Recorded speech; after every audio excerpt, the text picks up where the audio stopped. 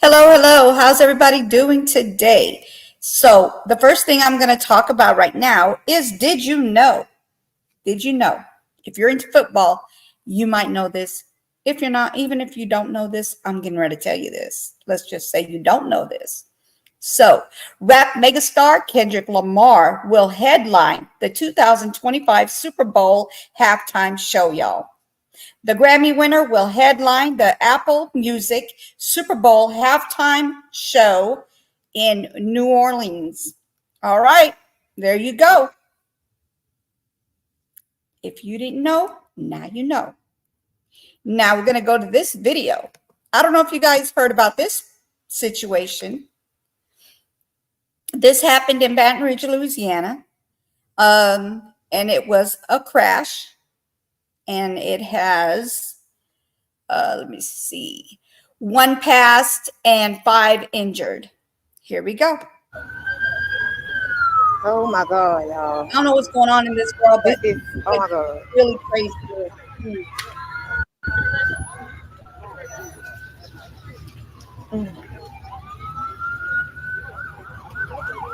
Oh my God, y'all. This is so crazy.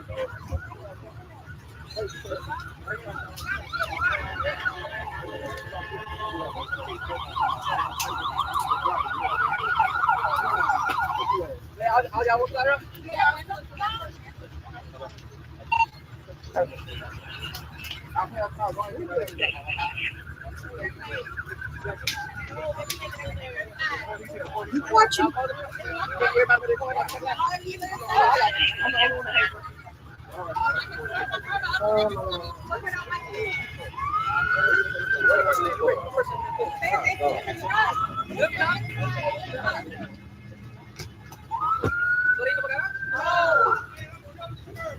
Oh my God.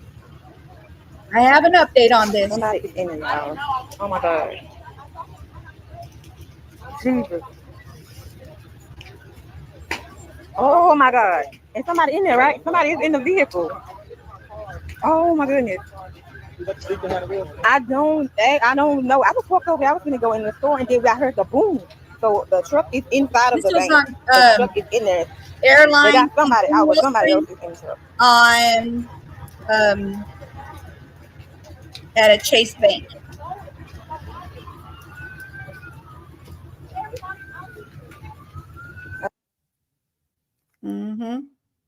All right, now I'm going to show you guys the update. People.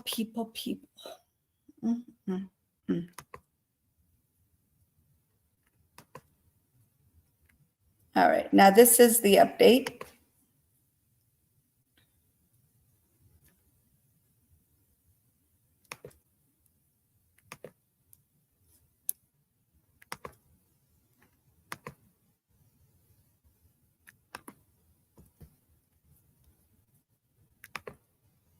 For years, the city parish has been working. Well, that's not the update. Let me skip this.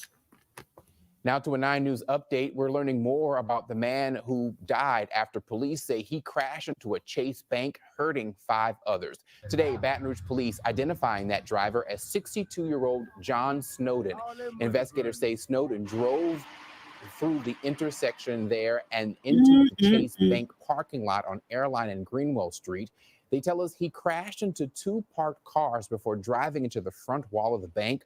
Snowden was pulled from his burning truck and later died. Several others were hurt. That crash is still under investigation. So, I wonder what happened that caused him to go, that caused him to hit the bank. Like, what happened? Did somebody get in front of him that caused him to swerve, and he swerved into the bank? Did he do this deliberately? There's all kinds of scenarios that I can come up with. It's just horrible. So 1 person lose their life. The person who was driving the truck, he's passed on. And then you have several others who are injured as well. So that's the update for that. All right. Now we're going to go into these videos. Give me 1 second. Let me pull it up.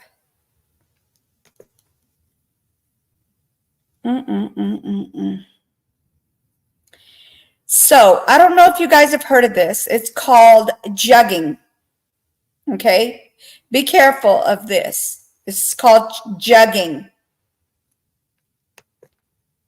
How many of you guys have heard of jugging?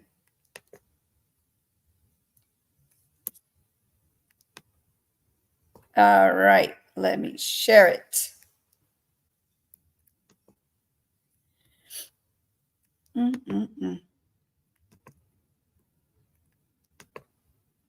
So I don't know if you guys have heard of this, but whoever's in here, have you guys heard of the word jugging? They're going to explain to you what jugging is.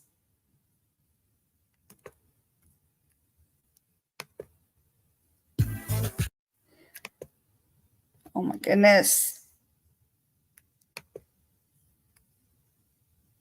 They mute it because it's a long one. Give me a second. Let me mute it. Where's the mute button? There we go. All right, let's do this real quick. Oh,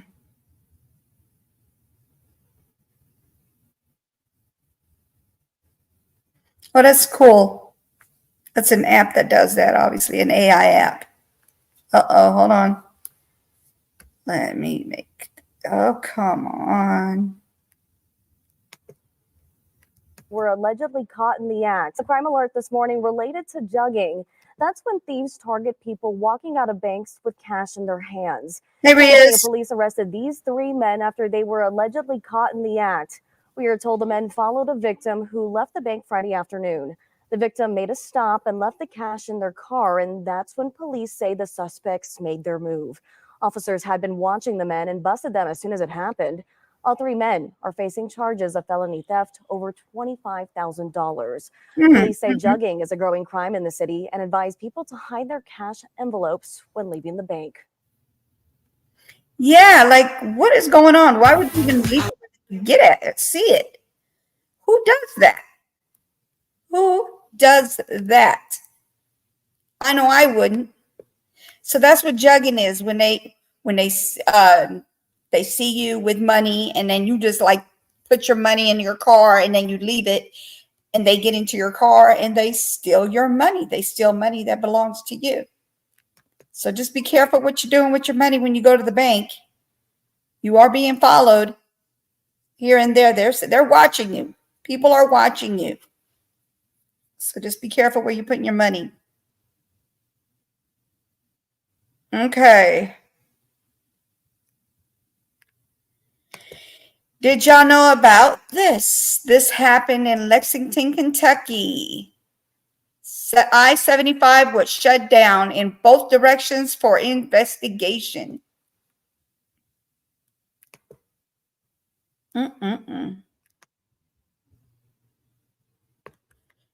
And this is the man that had did it. Hold on. It was a live shooting yesterday on the highway. These people are getting bolder and bolder by the minute, doing things. It's just random. Oh my goodness. I don't know how to explain it. It's just ridiculous what these people are doing nowadays. It's getting crazier by the minute, like I said. Here we go. Of course, there's an ad.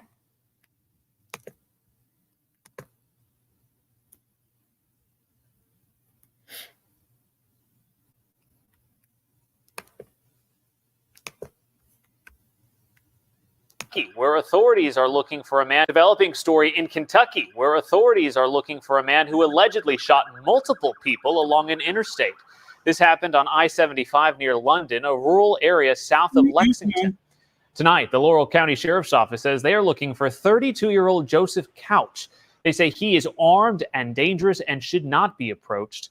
London's mayor said at least 7 people were hurt, but not all of them had been shot. Some had been injured in a crash. But so far, thankfully, no one has died.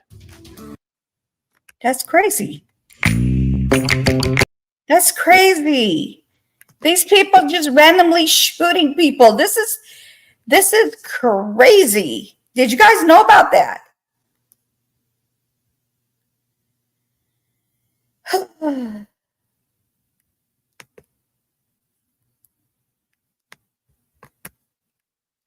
Mm-mm-mm-mm.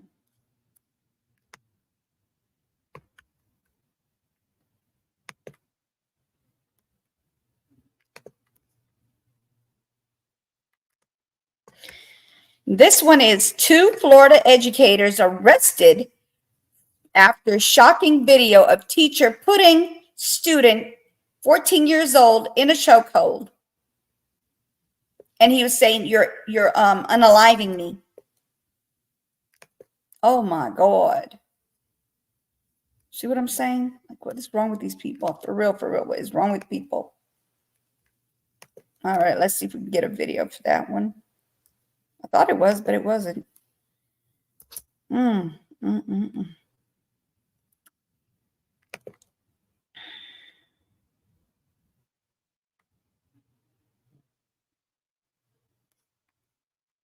Mm. So it doesn't look like they have one. What is going on that they don't have one?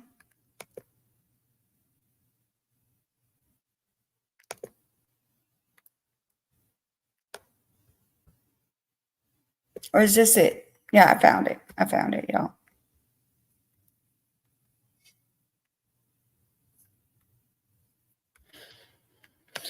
And of course, there's a lot of stuff popping up. Hey, Armando, how are you? Thank you for coming in. Yeah, this is very, it's getting out of hand. People are just doing so many things. Hey, Charlie, sees all. Thank you for coming in. So let me share this one. It's going to have all these pop-ups, though. I don't know what's going on with all these pop-ups. Okay. Let's see. Is this a video? Here it is right here. It was to the side. I don't know why they have it to the side. Can y'all see this? So they're showing the video on the side. Hold on. Why are they doing that?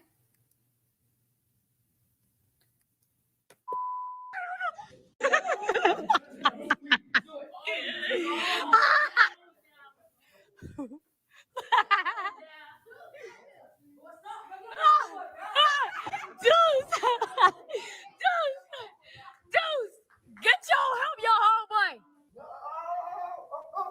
Oh, oh. Oh, oh. He's not gonna respond. He can't. He's dying. You killing him. He's crying. Oh, get him, Kaden. Oh, oh, oh. Wait.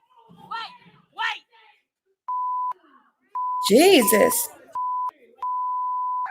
This is what they call a teacher taking things into their own hands. Like, what the heck? Okay, I'm sorry. Call authority.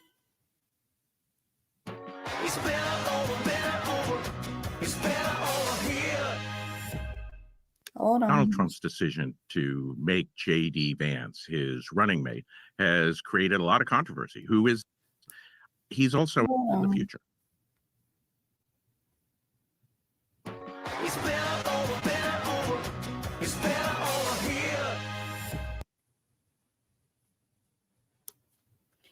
Oh, I can't stand when they do that.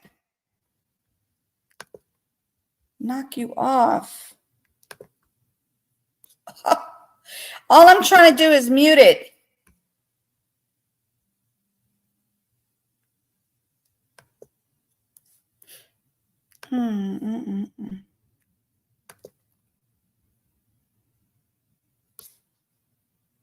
Hold on.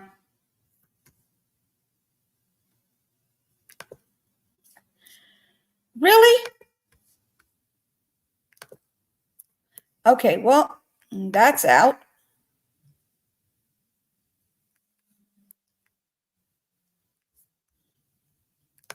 Sometimes they act right and sometimes they don't. I don't know how to explain this. Hey, my bird, how are you doing? Let me see if I could try to get it back up again.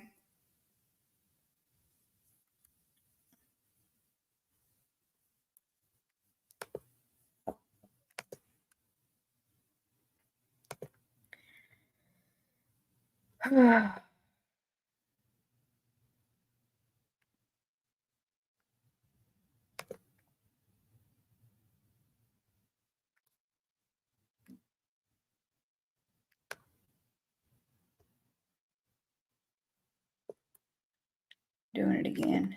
With all these ads everywhere. Like, what the heck?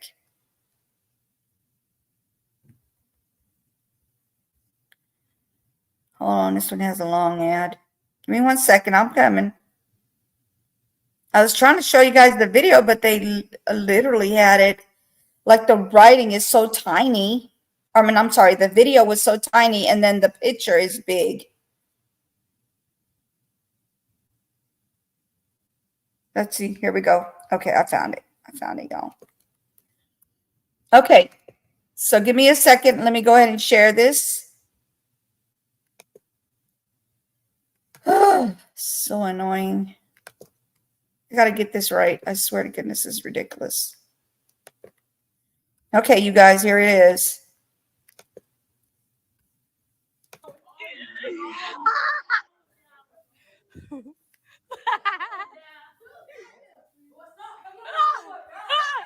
Deuce! Deuce!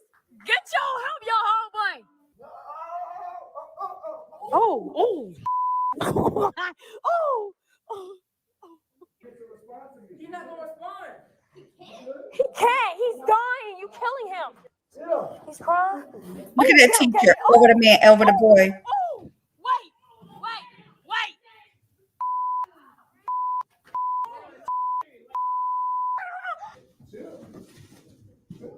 Going in the room about it. Okay, I'm sorry.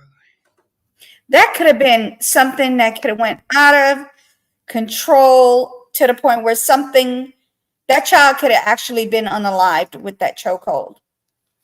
It's horrible. Allegedly.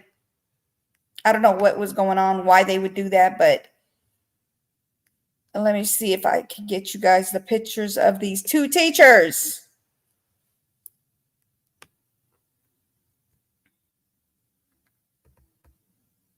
Yep, I got a picture of them, all right. Nice size, life-size picture of them. Life-size picture of them. That's one of the teachers, the man teacher. And then there's the lady teacher. The man teacher. His name is Benny Leverett. And her name is Taishika Fabian. All right, so these are the teachers, okay, you guys, that did the chokehold on this child, a 14-year-old child. Wait, there's more. There's definitely more videos to watch. Let's see, where is it at?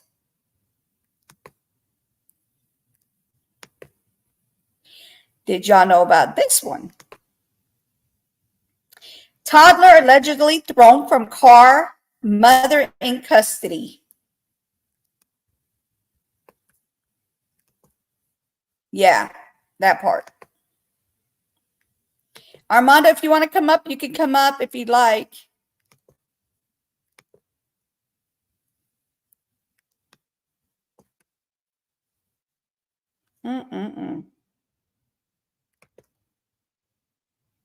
If you work with PDFs at all, you need Adobe Acrobat. You can edit, share, sign PDFs, and more. The whole PDF kit and caboodle. Caboodle? It's a funny one.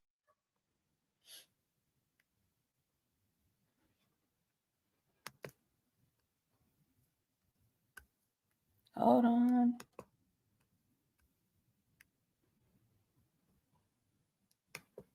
A Good Samaritan is captured on camera cradling 1-year-old Cassidy Mills.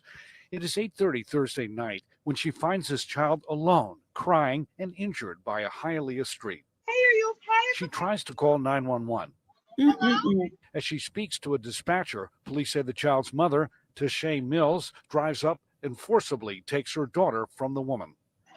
Hello, I need you to come. I need you to come. I'm the mama.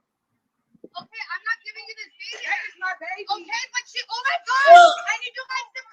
Police respond to Northwest 54th Street and 37th Avenue. Wow, she snatched that baby out of her arms. A 1-year-old child was thrown from a moving vehicle. The witness who observed it was behind them. She saw a child on the ground, physically hurt. She picked up the child. She moved to a safer location off the road where she attempted to help her and call 911.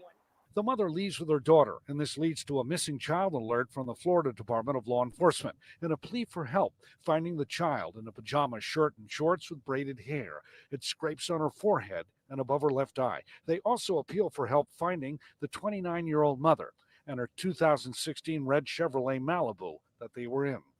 They checked her last known address here in Northwest What's Miami-Dade. wrong with this After woman? a 15-hour search, police say they located the mother in Miramar and her daughter Cassidy in Opelika.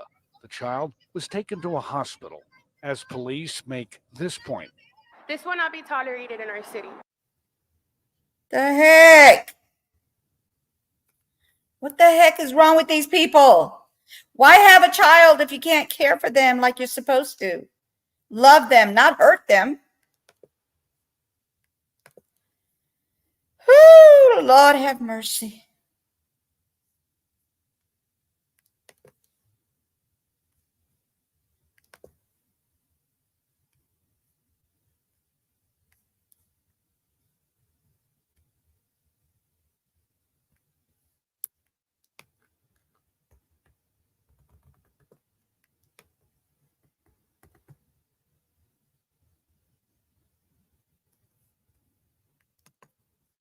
And this is the guy they're looking for in case y'all can't see him if you have not seen him yet. The one from yesterday's I-75 in Kentucky, searching for this person of interest. So they're looking for this guy right here. Let me remove this so y'all can see it clearly in case anybody seen him. They can report him. This is the guy that did that shooting yesterday. All righty. Let's go to the next thing. Lots of videos. Lots and lots of videos, y'all.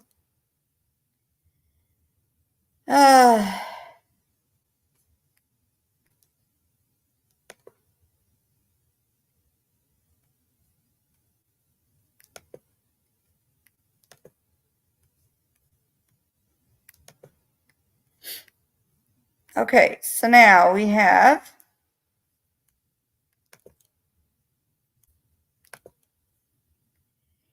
child injured in shooting on Barber Street. This is some random shooting. Like I said before, bullets don't have no name.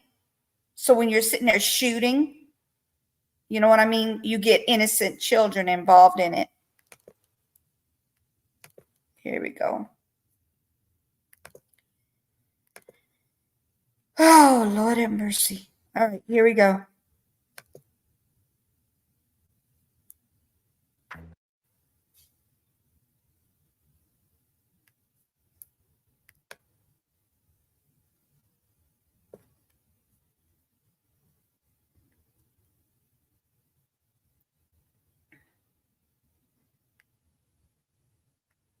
Starts now with breaking news. We are following several breaking stories tonight. First, a child taken to a hospital after being shot.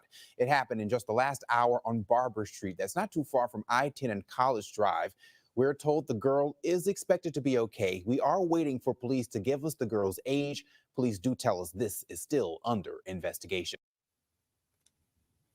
See what I'm saying? Taking on Savannah State for... See what I'm saying? This is ridiculous. Like a child gets shot because somebody randomly wants to just start shooting places, you know, shooting at people, and then the wrong persons, the innocent children get hit by it, by the stray bullets.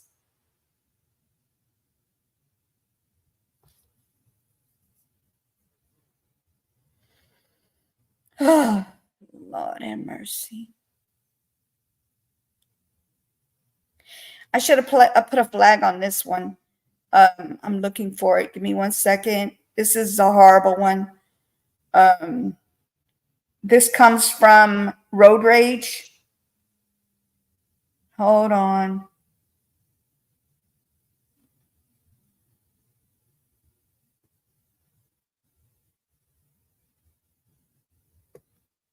Oh, before I talk about that, let's go to Colt Gray's situation. Remember Colt Gray, the 14-year-old who shot two 14-year-olds and unalived them, and then 2 adults and unalived them?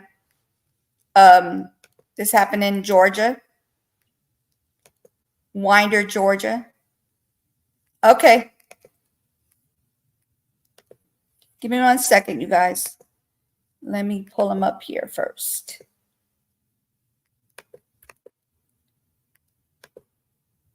All right, come on up. Oh, Lord have mercy.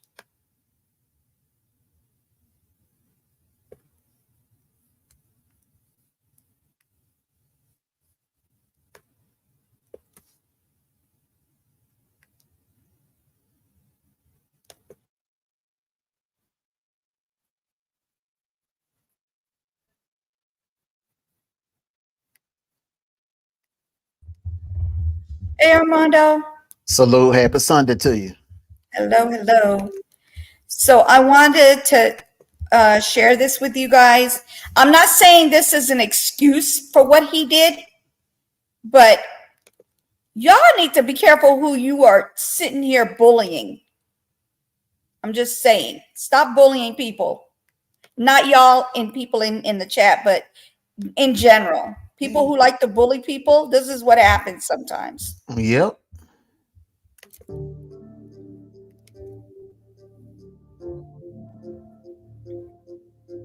This is the shooter, y'all.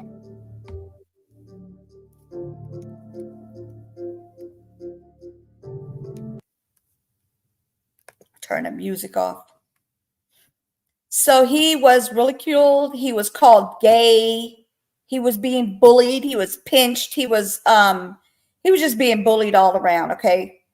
And this is the type of things that happen when you bully people. Some people are stronger. They don't do this, but some people are angry and they will come for you. So just stop, period. Stop bullying people. Leave people alone. If somebody bullies you, they need to leave you alone too, because sometimes that's what happens. People, when they get bullied, they bully others. And this is him. I mean, he looks like a happy kid, but if he's truly being bullied, hold on, I think she's talking on here. Hold on 1 second. He doesn't talk.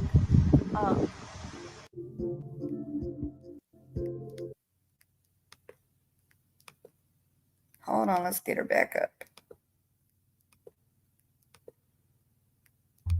Was this one of his classmates?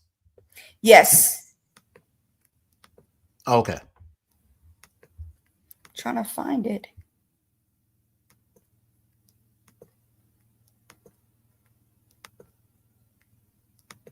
All right, here we go.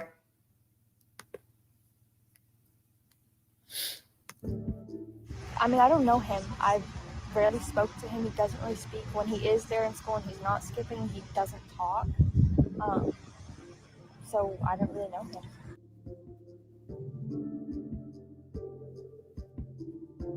So she doesn't even know him like that. But she said he barely talked. Let me just say something real quick. Look at the picture of the gun. Look, it's on the ground. Yeah, I see it. Let me just say something real quick. Okay. Yes, go And ahead. this is to some of the high school kids, that if you see other kids that are less popular than you, that are, being bullied, or they seem like they're kind of like distant or an outcast or whatever, it's no harm in speaking to them. I did that a lot. Like if I pass by them in the hallway or whatever, they will be walking with their head down, and I would just Right. say, hey, how you doing? How's your day? Yes. Sometimes just being nice to someone and asking them how their day was, you have no idea what that means to some people. Right. Yeah. Especially people that are going through things, that are being bullied. So, I just want to put that out I agree with that 100%. there. Mhm. I agree with that 100%. Hold on. There we go. Okay. So, I don't know how you guys do this. I mean, if you do this, I do this a lot. Like when I used to always go to the stores. Hold on one second. Can you hear me? Yeah, I can hear you good. Can you hear me? Yes, yes. No, I had to switch the mic, from the computer to my headset. So when I used to go to the store before all this the C19 started, I was an out there person. Whenever I went to the store, I would see people who are not smiling, and I would put a smile on their face. I would say something like, "Wow, what's going on that you're not smiling today? Are you having a bad day? Because you'd look better if you were smiling." And then next thing you know, they'd start giggling. And that's what I used to do, because there's a lot of people who are having a bad day. And then you go to tell them, if you go say something negative to them, "Oh man, you're such a B," or "Your attitude stinks." That's just like you telling them something you don't even know about them. You don't know them, but you go and you're assuming things because you're reading them by the cover of their book, if you know what I mean. You're just looking at them and you're just assuming things. But I always say things to make them laugh. I used to, like when I used to go to Walmart, I go very rarely now because of everything that's like, now it's back. C19 is back, y'all. Careful. Just in case y'all didn't know. So I would be like, "Hey, you'd look better if you're smiling." And then the girl would smile. It's not like they were going to give you an attitude and get mad with you if you say it. They'll smile, and then it'll make them feel better. It uplifts them a little bit, because some people are having hard times, like they might have had a bad night. Who knows? You don't know what people are going through. And you go say something negative to them. That's just something you should not be doing to people. That's considered bullying. If you go and say something negative to somebody and you don't even know them, that's another form of bullying, in case y'all didn't know that. Say something nice. It always helps. Say something nice. And yes, Armando, you are correct on that. That's me. I used to be the same way. When I used to be in school, if a child looked like they were alone, I would go up to them and speak to them, because you don't know what that person is going through. You really don't. You have to be there for people. Come on. And a lot of these people are going through stuff at home. Yes. Yes. Definitely. Definitely. Like, that party we just had recently, I found out who the person was, but at the time, before I found out who this child was that's sitting at the table by herself while everybody else is just talking to each other, she's sitting at the table by herself. I think I showed it on the video. I said, she's like sitting there by herself, that poor child. I felt really bad for her. So I was like, "Hey, do you guys know who that girl is right there?" Because I didn't just want to go up to her. She could have been busy on her phone and chatting with somebody, right? So I didn't just go up to her. And then I found out that she was somebody that I actually knew. But from 2020 to 2024, this child has transformed into a woman. Like, she looks like a woman sitting there alone, but it wasn't. It's a child. So I went up to her and I was like, "Hey, blah, blah, blah." I'm not going to say her name. And then I was like, I said, "You look so different." I didn't realize it was you. And then she just stayed with me the whole time until the party was over. She came and sat with me, and we sat in the house and we had conversations. Instead of people leaving people alone out there, they could have easily went up to her and said, hey, come on, join us. No, nobody. They just left her alone by herself. And it was a child. She just looked like a woman. Wow. She just looked grown. Yeah. That's the one I told you that gave me that C19 in 2020. Just in case you didn't know. Damn. Right. I didn't know she had it though, because she was like playing and laughing and giggling and hugging on me, and she just didn't seem like she had anything going on. And then all of a sudden I get a call and they're like, hey, yeah, she's got C19. I'm like, really? Oh my God, I would be the one to get it. And yes, I did get it. I got it. But hey, thank God, I'm trying to stay away from people, y'all. I just am. But yeah, so you just never know. You got to be there for people, you guys. That's just, it's sad when people are alone like that. You got to talk to them. You never know. You might get a smile out of them. You might have a good friend out of them. Those people might be the ones that are you could actually trust, that are loyal. Who knows? You'll never know unless you try. It doesn't hurt to try. And that could be What do you think about someone, that? yeah, that could be someone that you, let's say 10 years from now, you walk in the bank trying to get a bank loan, and that same person that, you know, allegedly was a nerd in high school, they're right there, the president of the bank, and they have the final say so on whether or not you get the loan. So by you being a person that they remember that was nice to them and courteous to them, you could end up getting that loan just on that fact alone right there. Yeah. Agree. I agree.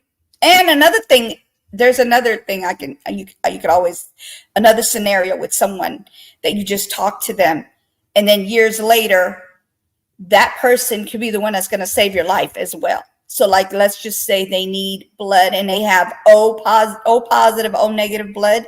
You can get O negative no matter what kind of blood you have in your body. Like what, you could be A, B, whatever. But if you have a person with O negative positive, they can give it to anybody. We can't give it to them, but they can give it to us. So you just never know who you're running into. You can't just be mean to people just because. Don't read the book by its cover. Read it by you learning who they are. Talk to them. And if they don't want to talk to you, don't push it. But at least you tried. Absolutely. At least you Absolutely. tried. Thank you, my bird. Appreciate it. Yeah, I mean, this is a sad situation. Yeah, he could have easily not did what he did, but he did what he did. His dad, in case y'all didn't know this either, is that his dad was the one that purchased him that AR-15 for Christmas.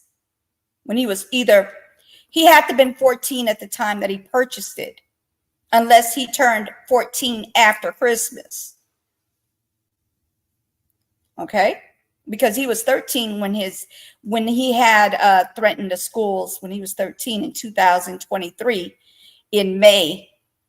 He was 13 at the time.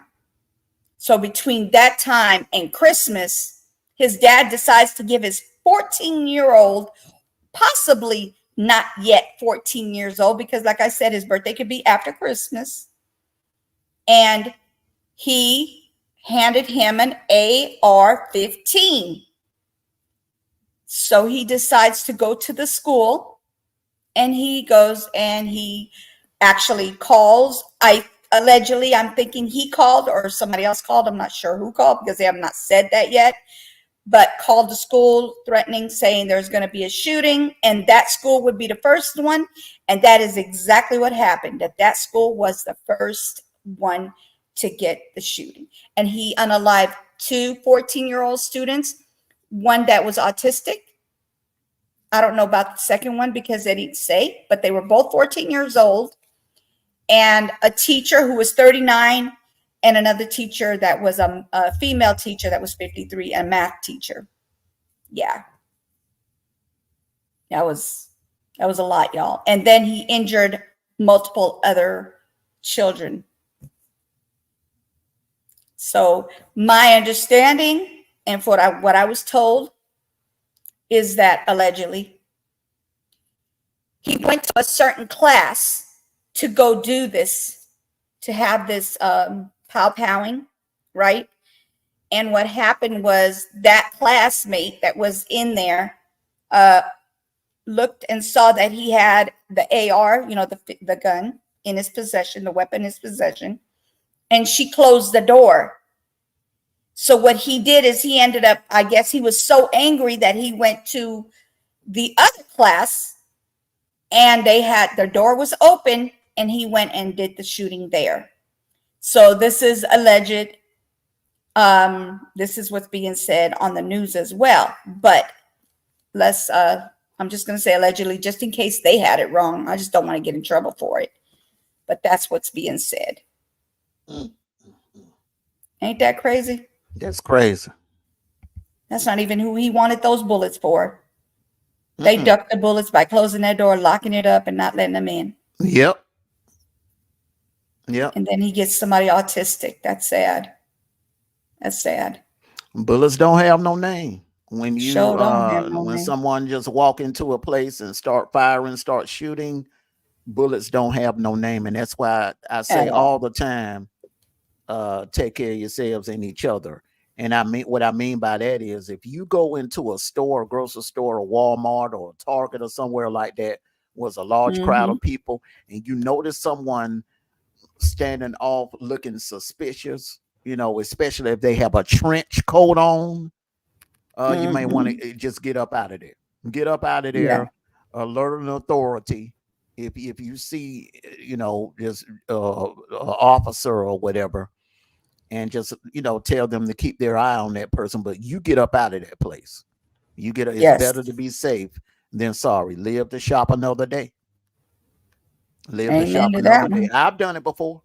Walked into a Walmart and saw a suspicious looking character. He had a trench coat on and he was acting, weird. I left and went to another Walmart. I don't blame you. I don't take no chances. So I don't know if you know about this, Armando, but I saw this and it blew me away. It blew me away, you guys. This is, oh my God. This is, it's hard to hear something like this, especially when these little girls were innocent in the situation. Here we go. Crazy situations. Young daughters. You're right, I'm doing the call.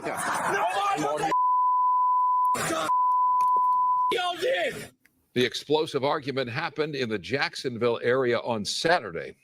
Officials say tempers flared as the two men drove erratically around each other, both driving with their families.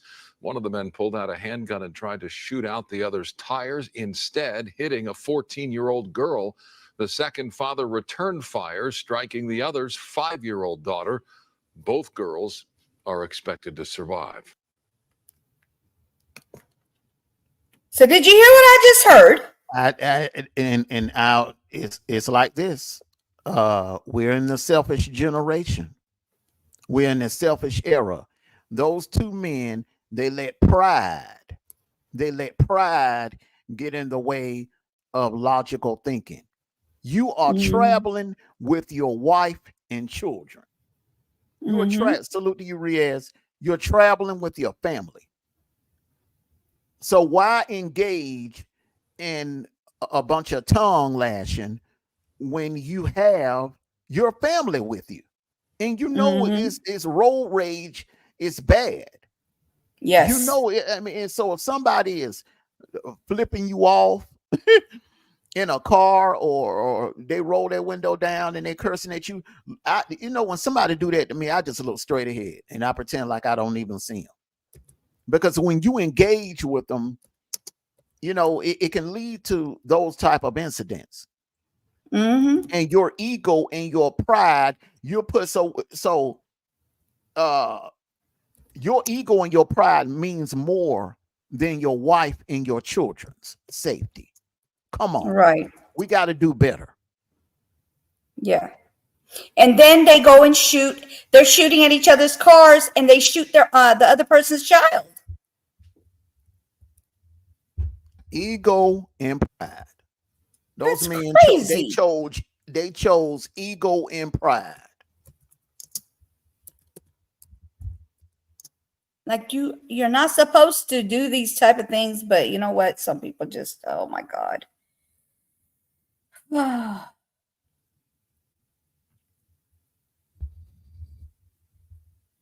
I'm trying to find that video that I was telling you. Remember I told you about this? The guy that flipped somebody over and then he got instant karma. His whole truck flipped.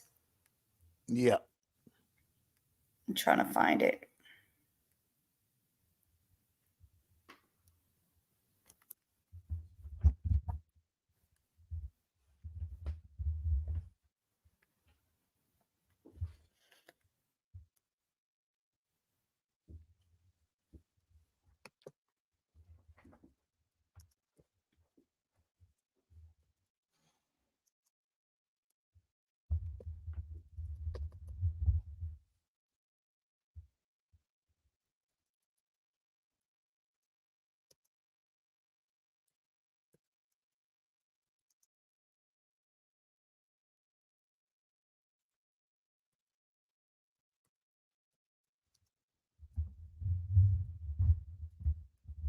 That is ridiculous.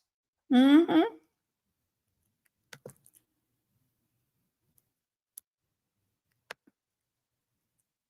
I think I found it. Let me see.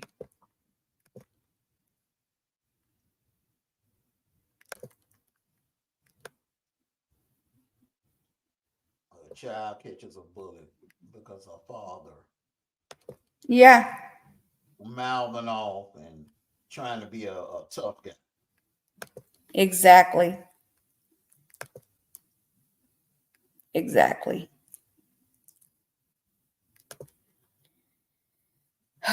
You bring a child in this world, you got one job: provide and protect.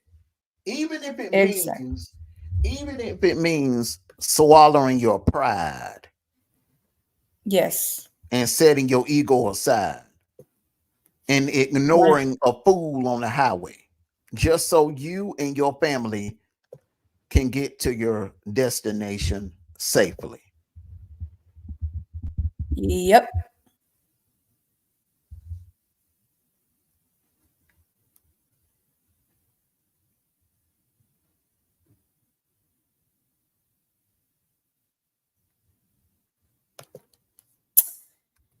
Oh, these people are crazy. There's so much of it that I thought it was it, and it wasn't even it.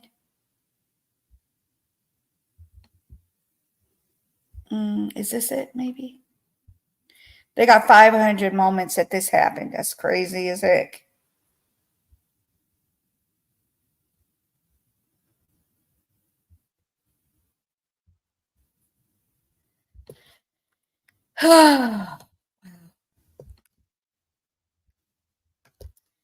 All right, let me try another video until I find this one. Okay, so this is a very toxic relationship. What do you think of this craziness right here? When I saw this, I said, Armando got to see this one. Some people, I don't know, they're just psychotic. I'm just saying. Because this could have ended really bad. And we don't know if it did or didn't. We just know that this is what this F is doing. This is just ridiculous. So I don't know if y'all seen this, but here we go. Is right. Tell me this is not crazy. You ready?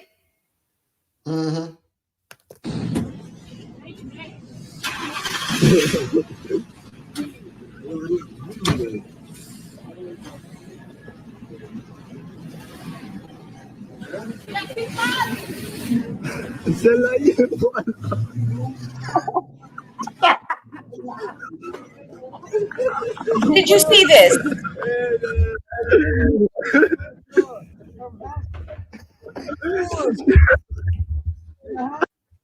She's still on there. Look at What this. you won't do for love.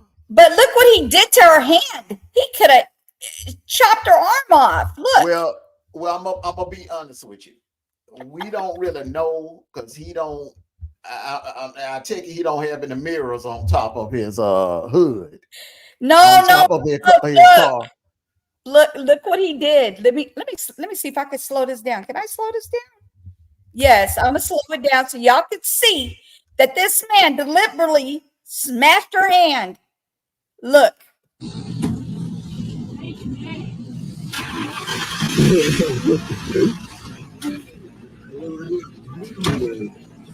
Tell me that he didn't know that he did that. Did you see what he did? He smashed and smashed. I gotta be honest. You knew. I'm not taking up for the guy just because he a dude. But he was in the process of closing the door before she stuck her hand down there. I got that part. He was definitely going to close the door. And you know when you closing the door, he was closing the door, putting the car in drive. When you put the car in drive, you looking straight ahead. You ain't looking up. You're not looking up, and you're looking straight ahead. So in defense, and I could be wrong, but in his defense, I don't think I don't think he knew the fool had stuck her hand inside the gun. She saw him in the process of closing the door. That's what I'm saying. Ain't no man or woman, because you got some idiots out here doing this to women too. Ain't no man, ain't nobody worth you putting your life in danger for. She could have been killed. Yes. We're talking about a hand. She could have lost her life on top of that hood. She could have. Yes. He could have swerved, and she could have rolled off, fell the wrong way, and crushed her skull and dead and been DOA. Ain't nobody worth going through all that. Listen, heck no. You can't keep someone that don't want to be kept.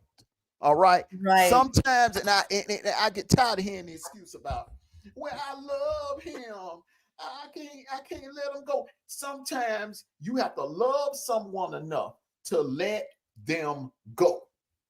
Bottom line. Sometimes, especially if they don't want you. If one person don't want you, there's somebody else out there that may not be the person for you. That may not be the person that God has designated for you. That may not be the right person for you. That looks like a toxic relationship. Yes, it is. And so for her to jump on top of that car, you know what I'm saying? If you're gonna do something like that, at least do the hood. Don't jump on the top of the car, because so many things can happen. You can slip off and fall the wrong way, hit your head, you bust your head on that darn concrete or on the street, on the pavement, and that's it. It's not worth your life. At all. At all. Oh, Lord have mercy.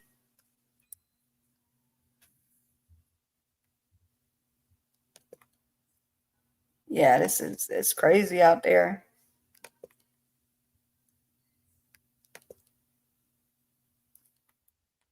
It is crazy. Some people are psychotic.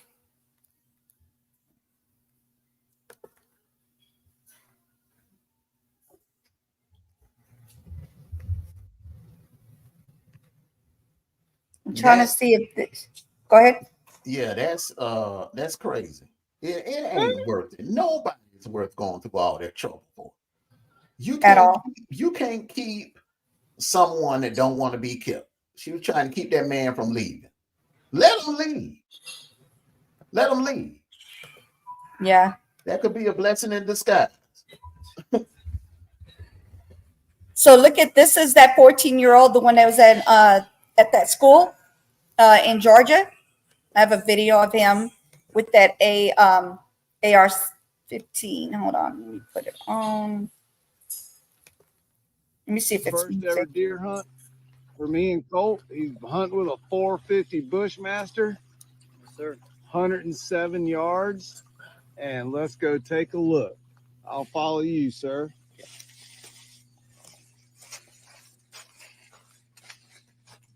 That's him deer hunting.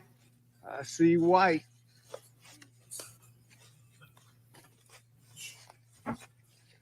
Holy crap.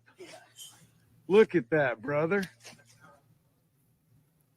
Now you see this?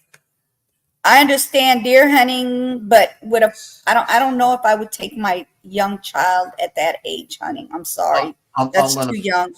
Well, I'm going to be honest with you. You knew. I mean, I don't know how they doing it in this generation, but back when I was coming up, fathers would take their sons and daughters hunting. You know, like 12, 13, 14 years old. I remember a lot of my classmates. My dad didn't take me hunting until I was like in high school. But I remember a lot of my Caucasian classmates. They would come to school, and like, my dad, took me hunting. And they were like 12 and 13. So I would like start questioning my dad. I'm like, man, when you gonna take me hunting? And he felt the same way you felt. He was like, well, you're too young. I'm gonna let you get a little older. But that was a norm back then. And the thing about it is, I honestly don't have a problem with that. You teaching your child how to fish, you teach them how to hunt. I don't really have a problem with that, because that's outdoors. That's outdoor. You're enjoying the outdoor, the nature, and you're teaching them how to do something that they could use later in life to survive on, because we could have a meat crisis. We could have a meat crisis like cows and shortage of cows, chickens, and turkeys and stuff like that, where you would have to, we could be forced to get out and have to hunt for our own food. Yeah, that's true. You remember Bill Gates? He predicted that we would have a climate crisis, which would ultimately lead to a food crisis. So that happens. You need to know how to hunt. You need to know how to hunt. That's 100%. I'm trying to. This is hold on, you guys. This is a 15-year-old getting pow-powed by a 16-year-old. This is what we're doing now. Too familiar. Another school's return to session all across the country. A headline that has become all too familiar. Another school shooting, this time in Maryland. A student is dead, another in custody after a gunshot rang out at Joppatown High School in Harford County. Our Kenneth Moen joins us in studio with what we are learning tonight. Sharon and Jim, we've been tracking the story throughout the day and night. One single shot inside that boy's bathroom in the middle of the school day during the first week back for students in Harford County. Hey, Renegade. Tonight, hey, Cash. Gathered at Joppatown High to pray for that school community and the victim, 15-year-old Warren Curtis Grant. Right now, the suspected 16-year-old gunman in custody, facing charges in the killing at that school. The shooting, of course, sparked a massive response from law enforcement as parents rushed to the scene. Investigators say there was a fight between the two students inside the bathroom leading to the shooting. The young suspect ran off campus but was arrested minutes later in a nearby apartment complex. We are not still releasing the name of the suspect in this case. He is, as I said, a 16-year-old, also a student at the school. He is yet to be charged, but will be charged. And at the time those charges are preferred as an adult, we will release the name of the suspect. Investigators say today was the first day that suspect was in school as they worked to figure out how he was allegedly able to get a weapon into the building. Tonight, no word on when that high school will reopen, but counseling will be made available for students. This deadly incident happening just days after the Georgia mass school shooting. Tonight, Governor Wes Moore, in a statement, gave his condolences, praised the response, and offered support as the work continues to keep schools safe. There's another one. Another school shooting. A 16-year-old shoots a 15-year-old, and he's unalived. What do you think of that one? Another bullying, huh? Yeah, I mean, it's gonna continue, until the government comes up with some kind of anti-bullying law. And the only way they'll be able to do it, in my opinion, and be able to enforce it successfully, they will have to make bullying a hate crime. Yes. That's the only way. And I think that right there will stop a lot of bullying, because like I said, not only is the bullying taking place in school, it's taking places in a lot of other places where a lot of people don't realize it. The jobs, people are getting bullied every day on their jobs. People getting bullied at school. People even getting bullied at church. You got church members bullying other church members. You got like these neighborhoods, subdivisions. You got certain neighbors bullying other neighbors. 100%. I agree. Yeah, so they need that until they do that, we're gonna have this. You're gonna be doing stories like this all the time, every week, unfortunately. Yeah. And it's sad that it's children now. Children, unaliving children. That's just like that. I don't know if you guys remember. I just talked about this. Hey, Outlaw, how are you? They had a 12-year-old who unalived an 8-year-old over an iPhone. An iPhone. Her own cousin. She unalived that 8-year-old for an iPhone. She smothered her to unaliving till she passed. And then next thing you know, she's cleaning up the mess like a pro would, like somebody who's covering. I don't understand how a 12-year-old would understand the thought of doing something like that. Like, go clean up your mess, position her in the bed, and then go to sleep like you did nothing. Allegedly, but then they have a video of it, so not much of an allegedly.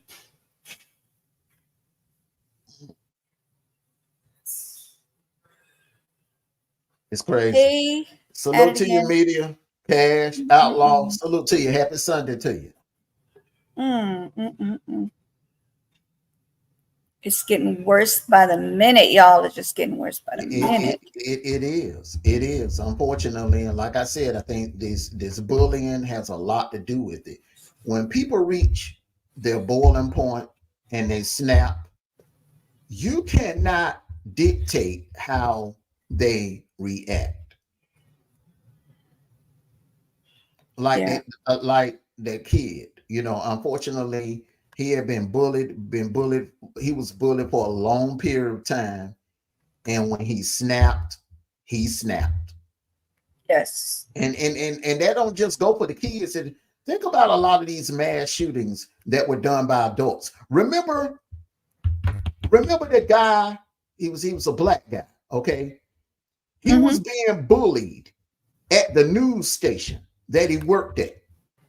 Yes. He was being bullied because they were calling him gay and stuff like that, because he was kind of flamboyant.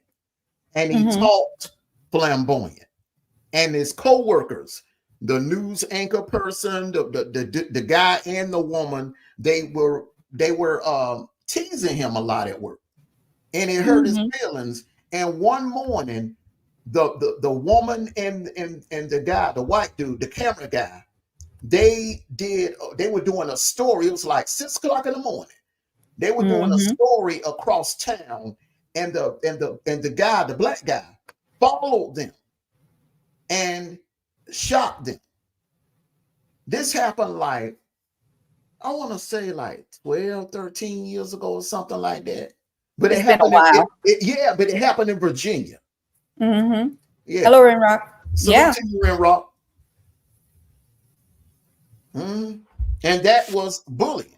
And the guy that shot up the theater in Colorado.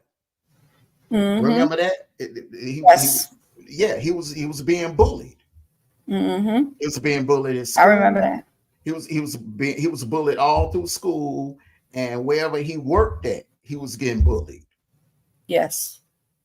I remember that one. The apartments he lived in, his neighbors that lived in the building with him, they bullied him. He just always, everywhere he went, he was just getting bullied. And one Yes. night he just snapped. He went to that theater, he snapped and just tried to take out everybody in sight. Yes, he did. He Mhm. definitely went after everybody. There was no names on them bullets. It was just randomly going at it. You renegade, that may be true, but I think a lot has to do. The thing about it is when someone snaps and they reach their boiling point, it ain't a medication on the planet that can help it, that can help the situation. Mm-mm. It's I not. agree.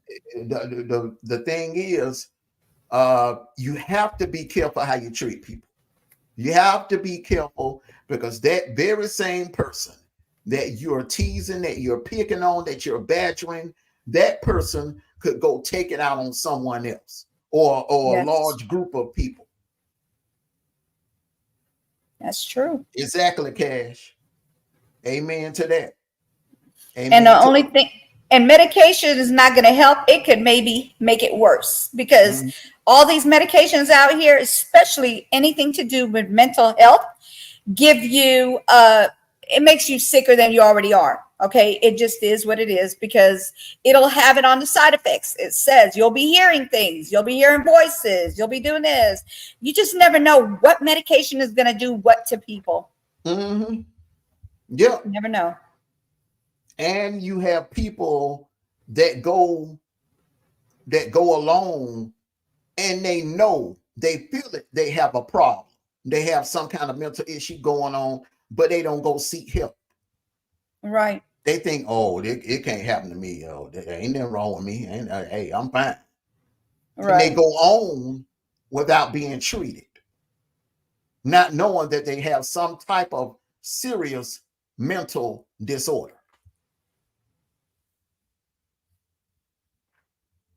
He said bullying has something to do with this, but the medication is a big part. So you're saying people that are on medication? I'm not doubting that, Renegade. I'm not doubting that at all. But from what I've seen happen in the news, and there are a lot of incidents where bullying has been the issue. Bullying has been the underlying story. Even the guy that tried to take out Trump, that guy had a history of being bullied. Yes. Yeah, look at the men that have assassinated presidents in the past. Look at Oswald. He was bullied. He was bullied most of his life. The guy that took out McKinley, he was bullied at his job. The guy that took out Garfield, he was bullied. Booth, he did it for money, but he was also bullied a lot. The guy that tried to take Reagan out, John Hinckley Jr., you know, he was bullied. He was a pariah. He was a lovesick pariah. You heard about the one for YouTube, the one on YouTube? They took, I think she had like a lot of following, a lot of subscribers, and then they did something to her channel and she went, or he went, I don't remember if it was a he or a she. I think it was a she, I'm not sure. Went to YouTube station and went postal. You heard about that?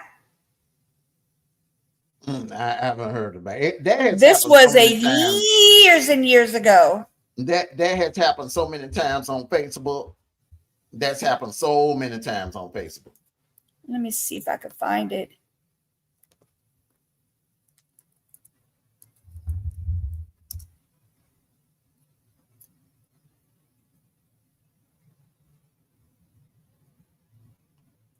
You got to be careful how you treat people. You got to be careful how you treat people. You really do.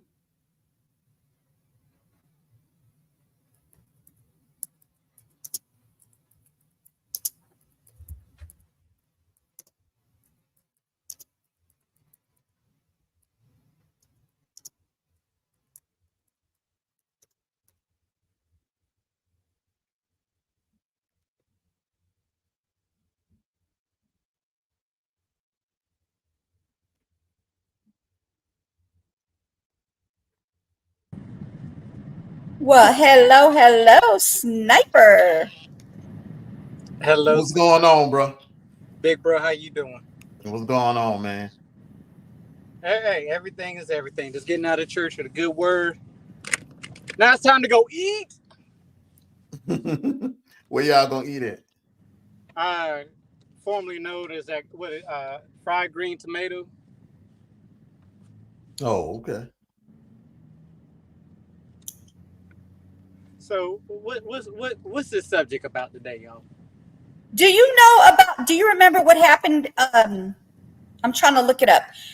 Years ago, this was years and years ago.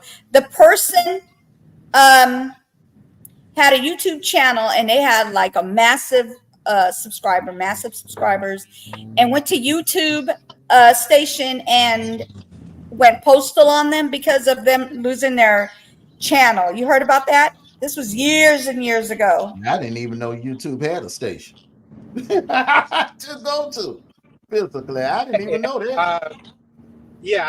I'm fairly new to YouTube, so I don't.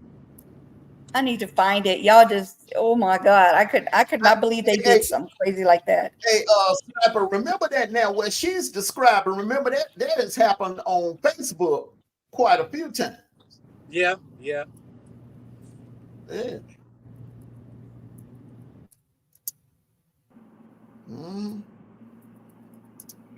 I remember this girl, her dude lied to her because they were supposed to have been doing something. He lied to her. She found out that he was at a cookout with his side chick. That girl went live, drove to the cookout in her car, stayed on live. And when she got to the cookout, she put the thing to his head, to his temple. Then she cut the live off. Dang. And then remember the wife that murked her husband live because she was just being overly paranoid. Didn't have no proof that the man was cheating. She just nutted up. And they had been doing videos together for years. Remember, Sniper, that couple? Yeah. A little cute couple. They were kind of young, like in their early 30s.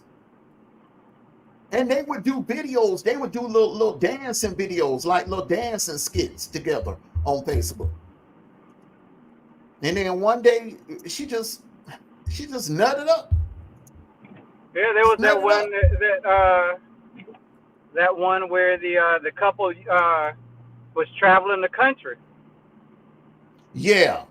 And the little white chick and the white dude. Yeah, from Florida. Yep, traveling the country, and he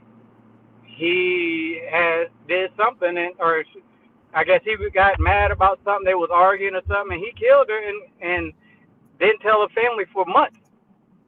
I remember that, and they were getting along fine. For most of the trip, they were cool. They were putting out good content. Yeah. On camera, they were fine. Yeah. But y'all was discussing bullying and leading to being bullied to do things, to do what they did. Mm-hmm. And in some instances, I believe, and for my opinion, that we're using this word bully to negate the actions of that person.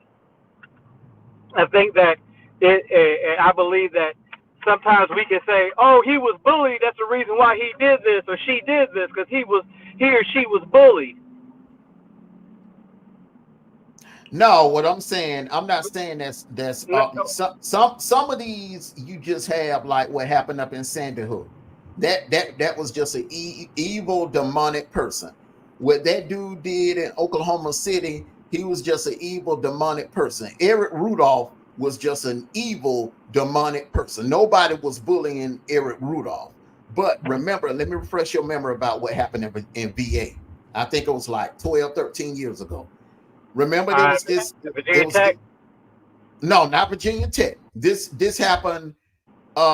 This guy worked at a news station. He was a black guy, kind of chubby looking black guy. Okay, but he was kind of flamboyant. Yeah. And the people that worked at the station were teasing him. The anchorman, the anchor woman, and the cameraman. They bullied him, and they were like, oh, you calling him the F word and all of that, the yag, but the F, putting the F in there in the place of that. And one morning, remember the chick, the white chick and and her cameraman, they were doing a story across town. The black dude followed them to that location and murked both of them live on the air. Yeah. You remember that? Yeah. And yes, when the reports, when they were looking for him, when they caught up with him and they took him out, when the dust settled, reports came out and some people came forward about what was being done to him at that news station. So that's why not every situation is a bullying situation. Like some of the ones I just named, like Sandy Hook and Oklahoma City, and especially that fool that tried to blow up the damn Centennial Park back in '96. None of them were bullied. So you're right though. That's what I'm saying is that as a society, that's the first thing that most people go to on some of these situations is, oh, he was bullied or she was bullied. That's the reason why he murdered. Mental illness is the real go-to. Mental illness is the number one go-to. The mental illness. No, it's not a mental illness. Those people had it in their mind that that's what they wanted to do.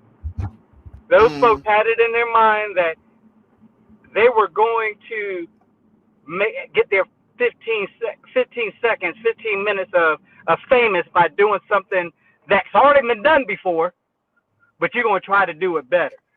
I need, and then again, when we talk about the social media encourage this. This is why everybody, like you said, mental illness, the mental illness, they were bullied or they were off. If they had mental illness, then why put them in a situation to have guns in their house? And I'm talking about these kids. Oh, they got a mental illness. Why then? If you know you got a mental illness kid, and yes, I know you want to protect yourself, but why put them in that situation? Because mental ill folks, you don't know what they're going to do if they're off their medicines or they are with their brain is not functioning right. I just need people to stop thinking that mental illness and bullying is a 1 and 2 cause of why they do what they did. Like the shooting happened in South Georgia.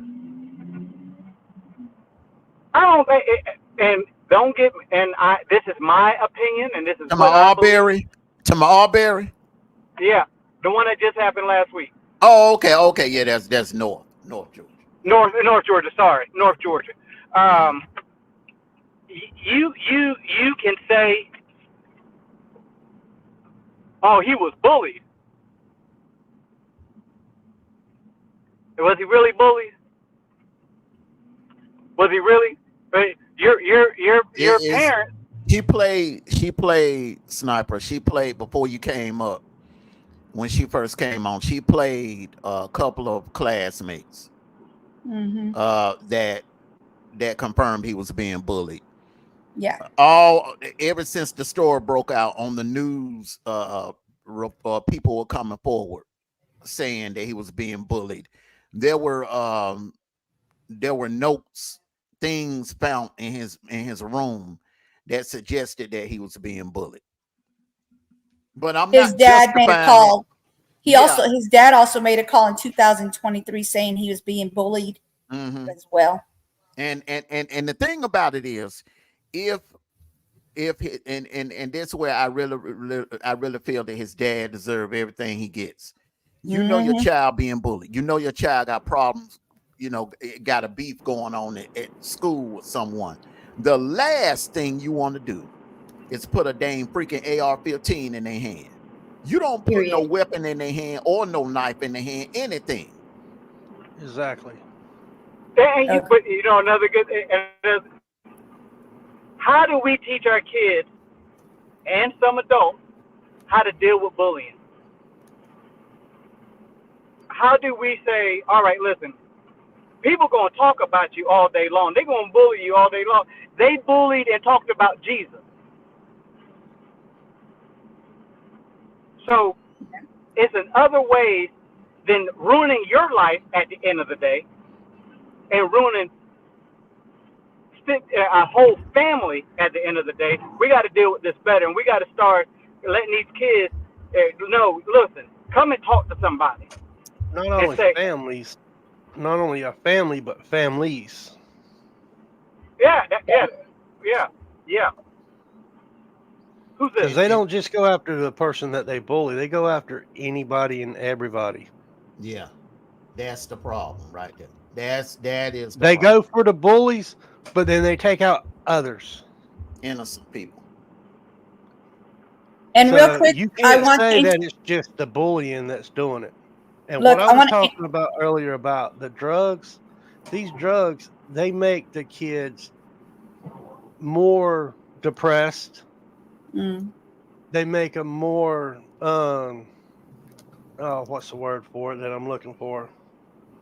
Lethargic? No, well, they make them more crazy. So basically what you're saying is the side effects of some of these medications that's meant to do good, or that's meant, they have even worse side effects. Okay, so basically the painkillers is really one that you can refer to. The painkillers And have I mean, serious side effects. Over half of these kids nowadays, they're being diagnosed wrongly. First thing that comes to mind is ADHD. Well, put them on ADHD medicine. Well, the medicine might make him 10 times worse than what he was off of the medicine. And then, just like the guy in Georgia, the police came to him and said that the FBI had proof that he was wanting to do that to a school. They moved to a different county when he went to high school. That did not follow him to that county. The past county, the schools knew what was going on. They were watching him. The police was watching him. When they moved to a different county, it was like nobody was watching him. His dad's the one that bought him the gun. His dad knew what was going on with him. And I'm like you. His dad deserves everything he gets for doing that. Sir. Yes, Yeah. sir. Yes, Real quick, I just want to introduce you guys to Renegade. I've known Renegade for a good while now. Renegade and I and a few other people, we investigate cases. So, and our main person used to be Daniel Robinson. In case y'all don't remember the big case that we were on together. So, Renegade, this is Armando and Sniper. Sniper, this is Renegade. Amazing guy, you guys. Amazing guy. No, that's what I was trying to say you in knew. chat earlier. Yes. It's just harder to explain it in chat than in person. Yeah. Hey, you knew. Yes. Renegade came in here like he already knew us. He just started chatting it up. You was late on the introduction, baby. No. I didn't want to cut him off. I didn't want to cut him off because, y'all know I be cutting people off. I didn't want to cut him off, so I didn't want to confuse you guys. The only way you can cut me off is sometimes I talk a little too much and she has to mute me. Me and my mother, we were talking about this the other day. What Armando was talking about earlier. These parents need to be held accountable. Yes. Yep. Yeah. A lot of to these a certain things, point. Yeah. No. Yes. To a certain point, because if the parents really have no clue what's going on, I still think they should be held accountable because, again, if there's a child in your possession that's under your law. If the parents applied the weapon, they should be responsible for it. But they also.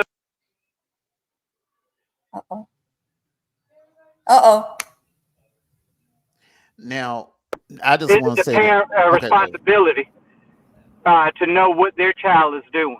I know it's tough to do with social media and all that stuff, but listen, my kids all the way up until today, I still know their passwords and stuff and I still check their phones. I still check their rooms because I need to know what's going on in their life. Mm-hmm. You know what I'm saying? And I think that some parents are now allowing their kids to do things and get away with things because they have no control and no responsibility, taking no responsibility for their children's actions. Amen. Well, nowadays, all parents wants to do is be the best friend. They don't want to be parents like back when I was growing up. See, what you're talking about, Sniper, is what our parents did back in our generation. You're a little bit younger than us. So back in our generation, coming up in the 80s, while you were at school, because there was going to be a time where the parent would be at home when you weren't, and they would, inspect your room. They would go through the drawers, go through the closets, and the kid did not question the parent. Man, my uncle and my grandfather, they tore my room apart. What are you talking about? Yeah. Hey, wait. Do that to these kids nowadays.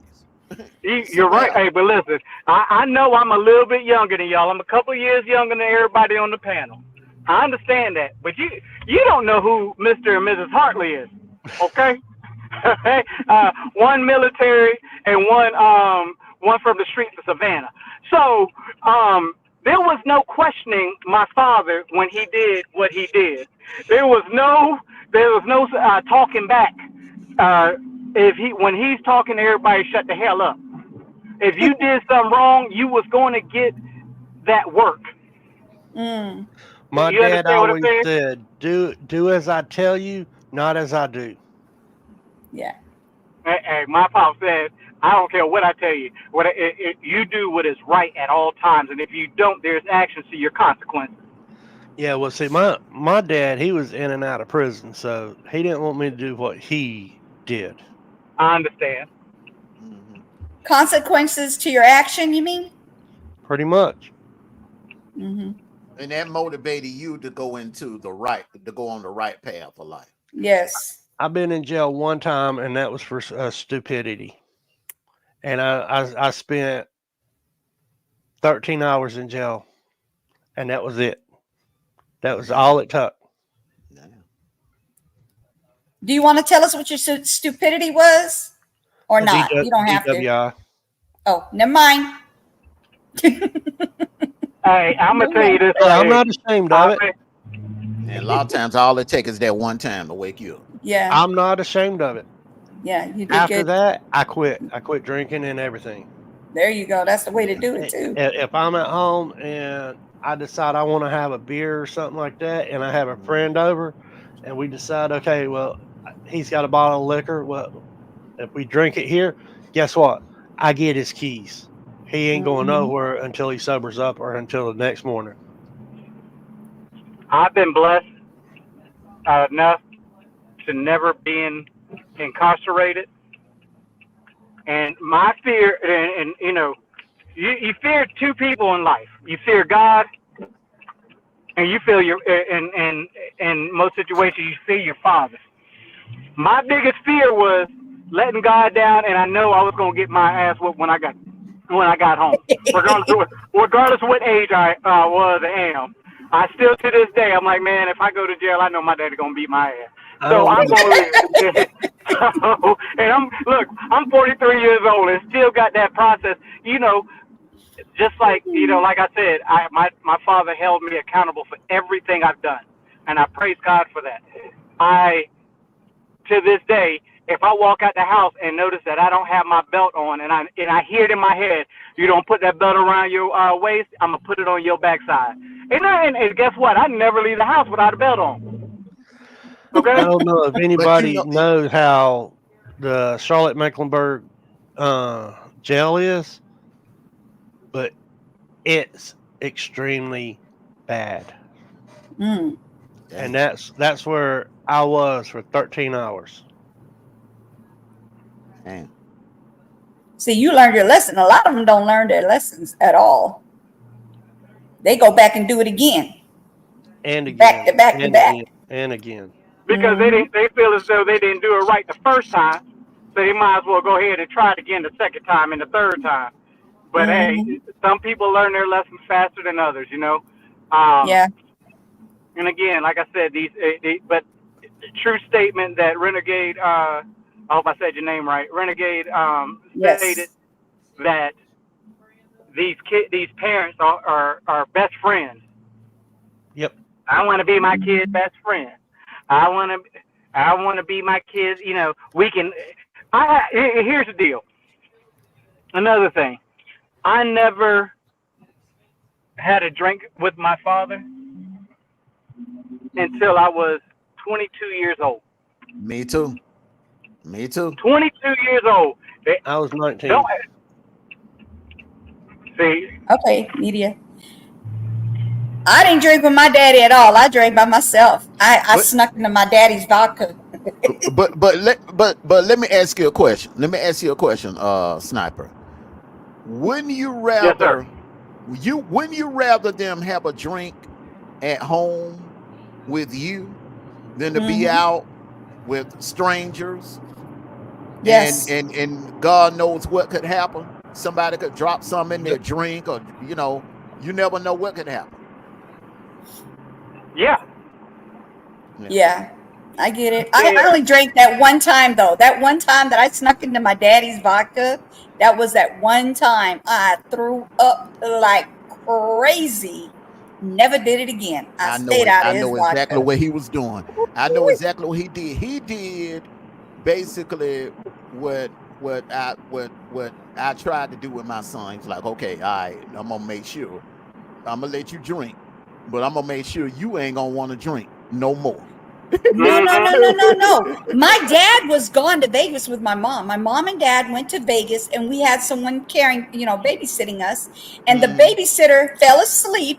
So I decided, with a couple of other people, to go in the room and get into my dad's alcohol. And it's really strong vodka, but it has like a I don't know what kind of vodka it is, but it's got like a flowery taste to it. So it was sweet vodka, and it will put you on your butt. Okay. I was crawling to the bathroom. I was puking. I quit. After that alcohol drink, I was done. That one time, that's all it took for me never to do it again, because I woke up with the worst headache. My body ached. Huh? When I turned 19, my dad said, if you're going to drink, you're going to drink with me. You're not going out here and getting drunk and trying to find your way home. You're going to drink here at the house with me. That way, if you drink too much, you can go right straight to your bed and you can pass out. Yeah. I didn't let any of my kids drink other than with myself. Not myself, but my husband would let them have a drink, because I was like, nah. But they were 21 already. We didn't let them drink underage. We let them drink when they turned 21. Well, my See, dad I had- didn't listen. drink not either way. Hey, look, I had those aunties though. When we was young, you know, we had that Coke, that the one with the bull on it. Damn, that malt liquor. Colt 45. Yeah, that Coke 45 with the bull on it. And we and they you know, tilt our head back and it's like, listen, take a little swig of it. So you take that swig, you're like, this is nasty. Well, you'll never. Hey, now you know that you don't need to be drinking. Right. I was an 8-ball person. I had that OE. that OE. That OE. That was my thing. OE. If we couldn't get no OE, Coke 45. I was. Are you talking about Old English? Yeah. Yeah. Oh, that was good. That was the only beer that I actually drank. I drank Bush. Oh, he was good. I could drink the whole 40. I drank a whole 40 a couple of times, and that was it. I was done. Man. Because I started telling people I love you, and I didn't even know who the heck they were. That and the MD 2020 that you get from the convenience stores. That mad. Hey, look, that Mad Dog make you forget your name. It made my dad go stupid. When he got that MD 2020, we knew if he drank that whole bottle, he'd go stupid. So what we would do, we'd get a hold of that bottle and start chugging the crap out of it, drink more of it than he did. Lime flavor MD 2020. What is that? Media? Oops, kiwi. In the MD 2020, that's that Mad Dog 2020. That Mad Dog 2020, or what's the other one? The Boone's Farm or Farm Boone? Hey. Oh, Boone's Farm. Ooh. Why are you yelling? Why are you getting excited about these drinks, Media? What's going on? I didn't like that stuff. I didn't like it. That stuff gives you a hangover. She's getting excited, ain't she? She is getting kind of excited about these drinks. Like we tipping into her past, and we knew she wasn't a Mother Teresa Hall in life. Yeah. If it was cheap, it was for me when I was young. Yeah, that Boone's Farm is crazy. That stuff, that'll have you with a headache. It's not even that strong, but it gives you a headache. Yeah, it did something to you. But back to the subject we were talking about, like we said, you know, these kids these days, they don't have parents. They got best friends. Yep. They got sisters and brothers. They don't have the structure that you, as the older generation of me and my generation, you know, parenting stopped in the early 90s, or the late 90s, early 2000s. Also, Parenting stopped. you'll look at a lot of these mass shooter kids. Most of them, not all of them, but most of them, they only have one parent. They either have a mom or they have a dad. They don't have both. That's You're right, because that's so does something this to do with it. 14-year-old. The one Yeah, that did, the one in that's Georgia something only that had you his have to mother look at, around. too. Yeah. All right, so I wanted to show you guys that video I was telling you about with the truck driver. Watch this. I'm gonna mute it because it's nothing. It's really nothing. Just it's a video you want to watch. It's crazy. This is what I call instant karma after you flip somebody off through road rage. Here we go.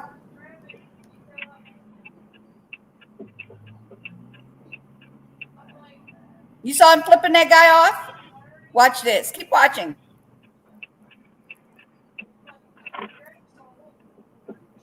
Oh. And flip.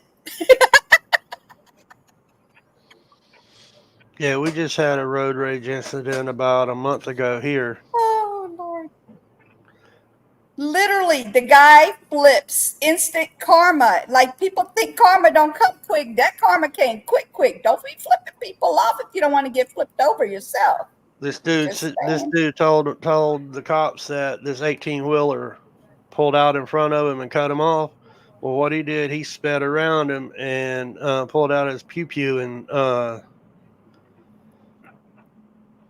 shot right into the door. Oh, wow.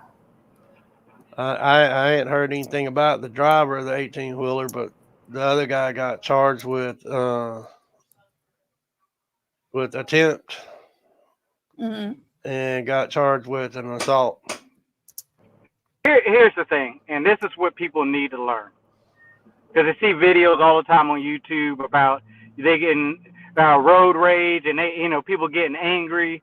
First of all, you was angry before you started driving. Yep. You was angry when you got out of bed this morning. So you decided to drive a 2-ton vehicle and get mad at somebody else. Sometimes you just got to let that slide.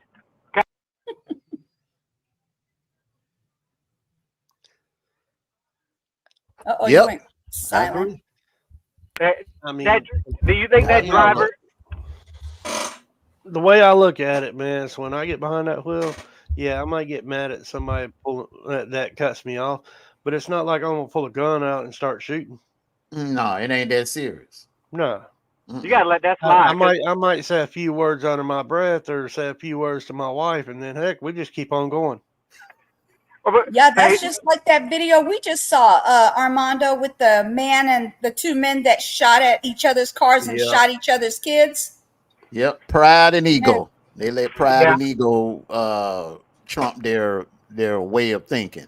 Mm-hmm. Or that video where that dude walked up to that white truck and the dude pulled out a pew pew and shot him 3 times in the face.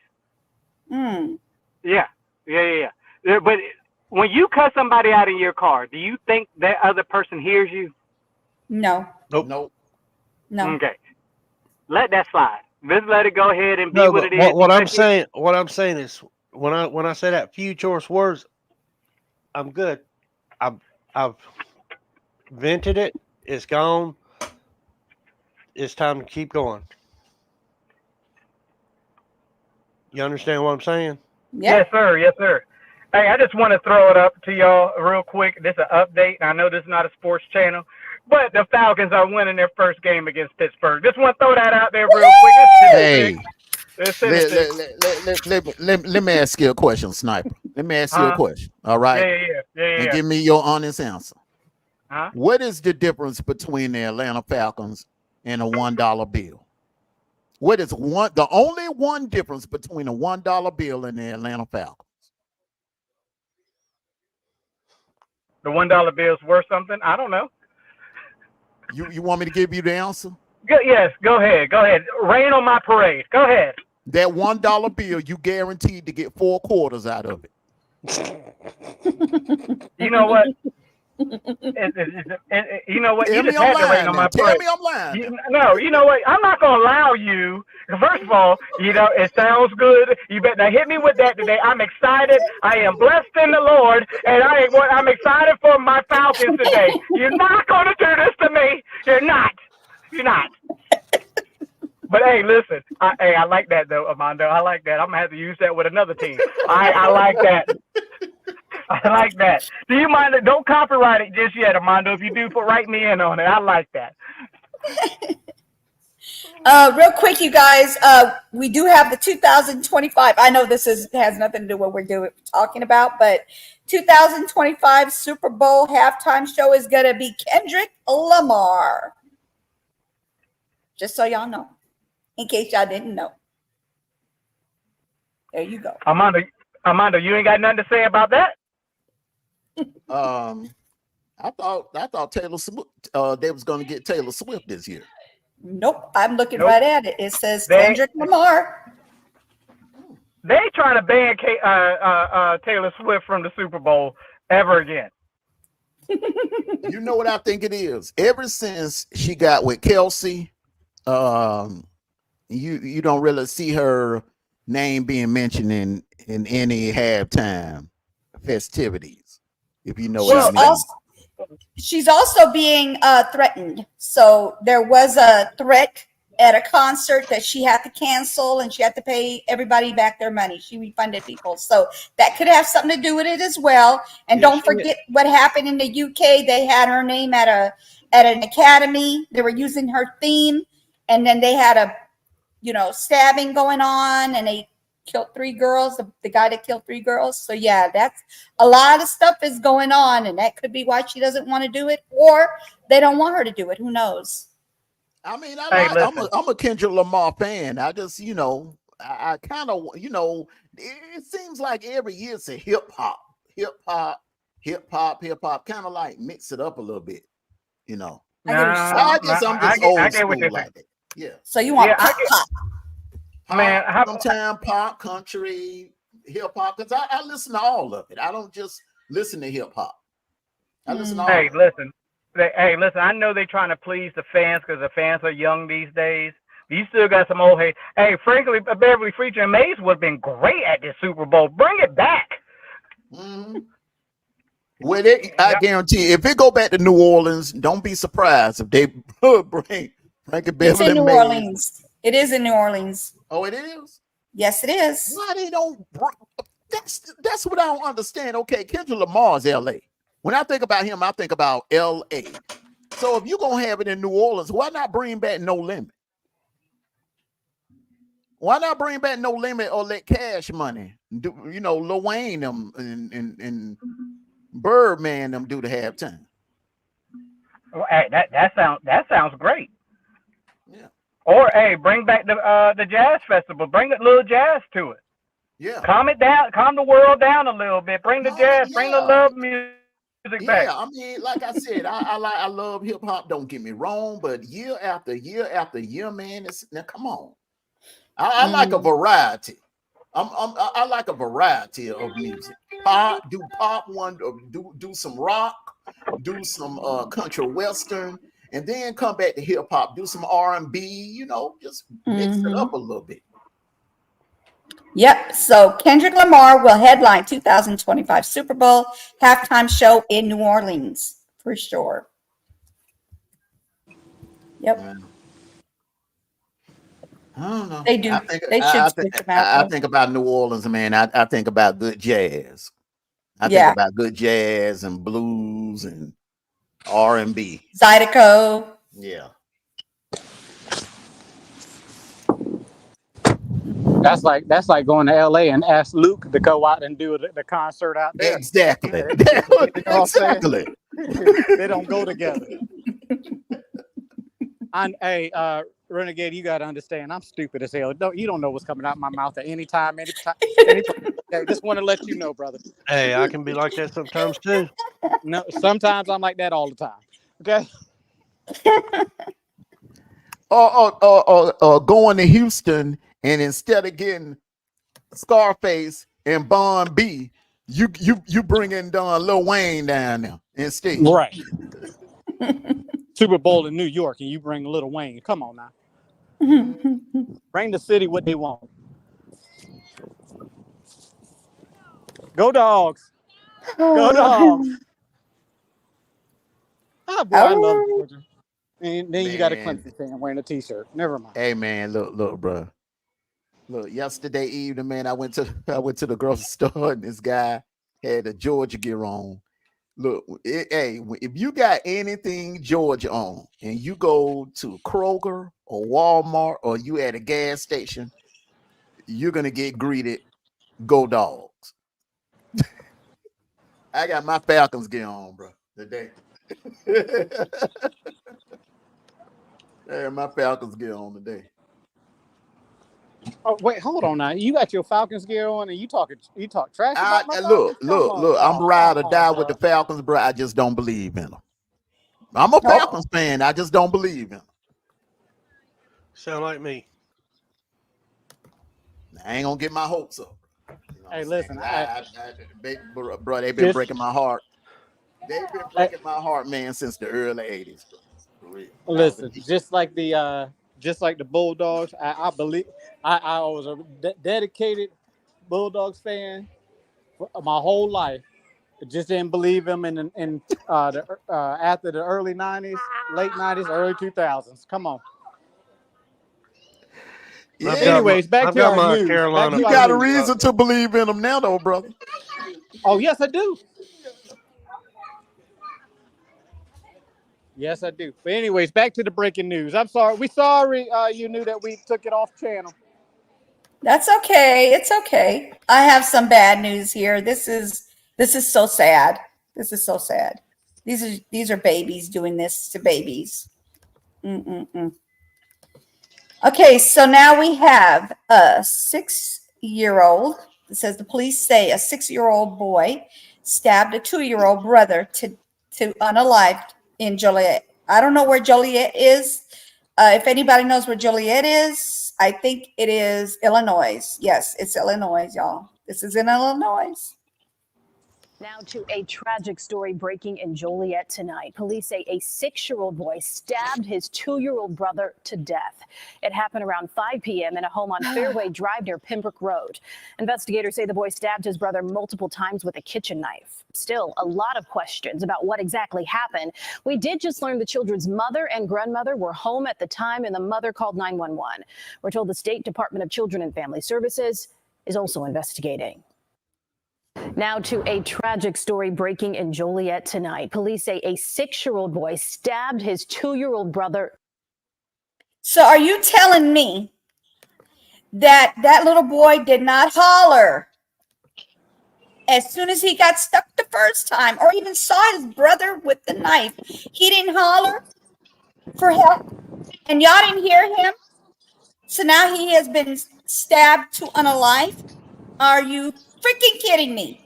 That's the question I have to ask: is how old is the mother and the grandmother, and where were they at this time of events, and who?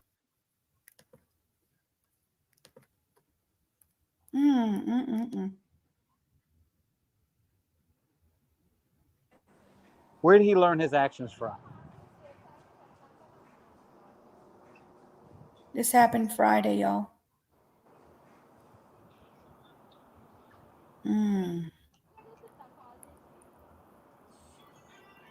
That is sad. So sad. It's very sad. And hey, here, let me ask y'all a question, and this goes around the table real quick. Even though we don't know all the details into this investigation, should the mother and the grandmother be held accountable for this 6-year-old boy? Yeah. Okay, I'm gonna start with you, Renegade. Of course. And explain your answer. Was the mother there? Yes. Well, then she should be charged with the crime too, because she could have stopped it.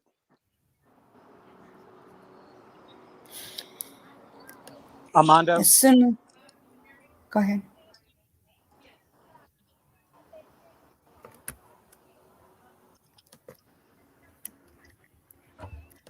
Armando, you there? Yeah, I had to tell them to turn TV down, man. They're down there yelling, watching that Falcons Steelers game.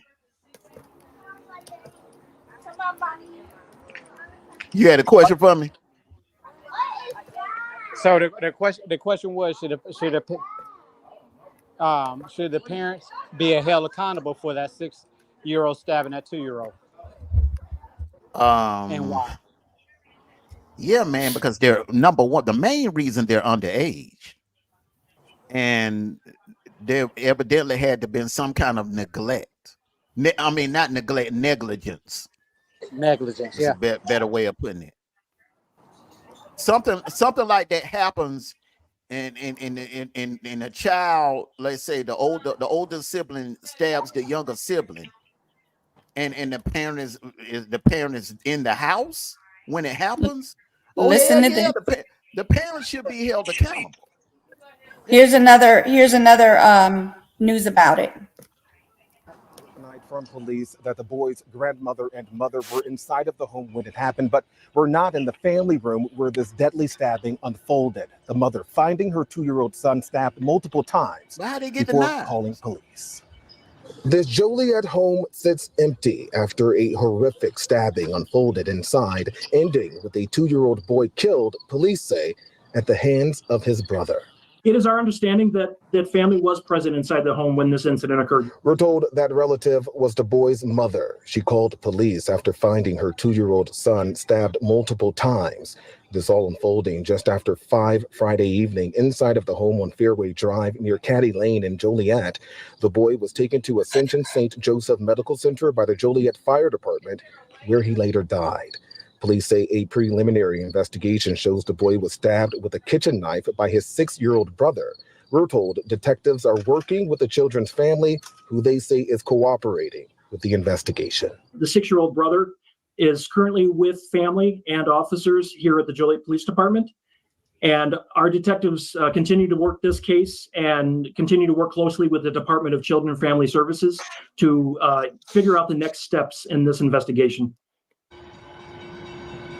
And the victim has yet to be identified. Police say more information about this investigation will be shared at a later date as it becomes available. Watch breaking. Are you kidding me? Oh my God, these people are just gonna piss me off. Go ahead, you guys. This is pissing Sniper, me off. let me ask you a question, bro. All right. If you drop your kid off at your neighbor's house, okay, that neighbor has a daughter the same age as your daughter.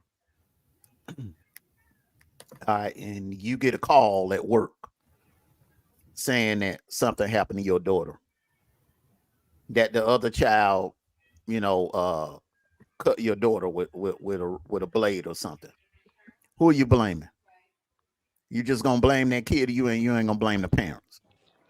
I'm blaming the parents because I left that my child and their responsibility and in their care, and I didn't leave it in the child's care. I left it in the adult's care. Okay. Did you hear me? Yeah. Yes. Yeah. Oh yeah. And so, how do you punish a child that young? Well, you definitely can't send them to prison. You can't put them in jail. Evidently, the parents are not doing their job. So you got to get the child out of their home.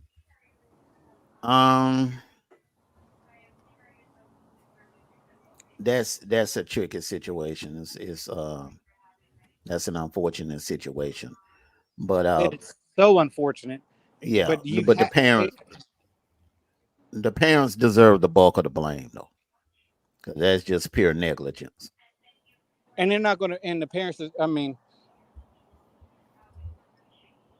do you think that parent's going to see some jail time for this?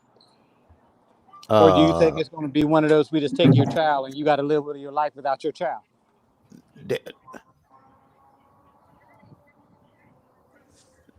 The parents should get some kind of jail time.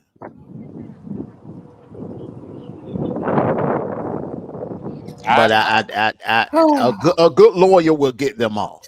A good lawyer will prevent them from going to prison. But from a moral standpoint, they should pay.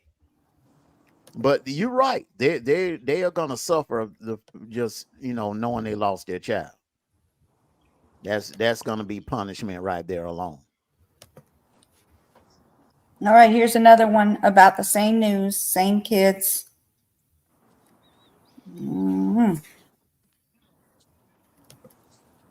About a family tragedy in the suburbs. Police say a 6-year-old boy stabbed and killed his 2-year-old brother with a kitchen knife. It all happened yesterday in a subdivision on the north side of Joliet. Our Sarah Maki spoke to neighbors and grief counselors stunned by it all. It's so horrible. I can't hear. It's breaking up too much. Last night. Residents of this usually quiet. It's clear.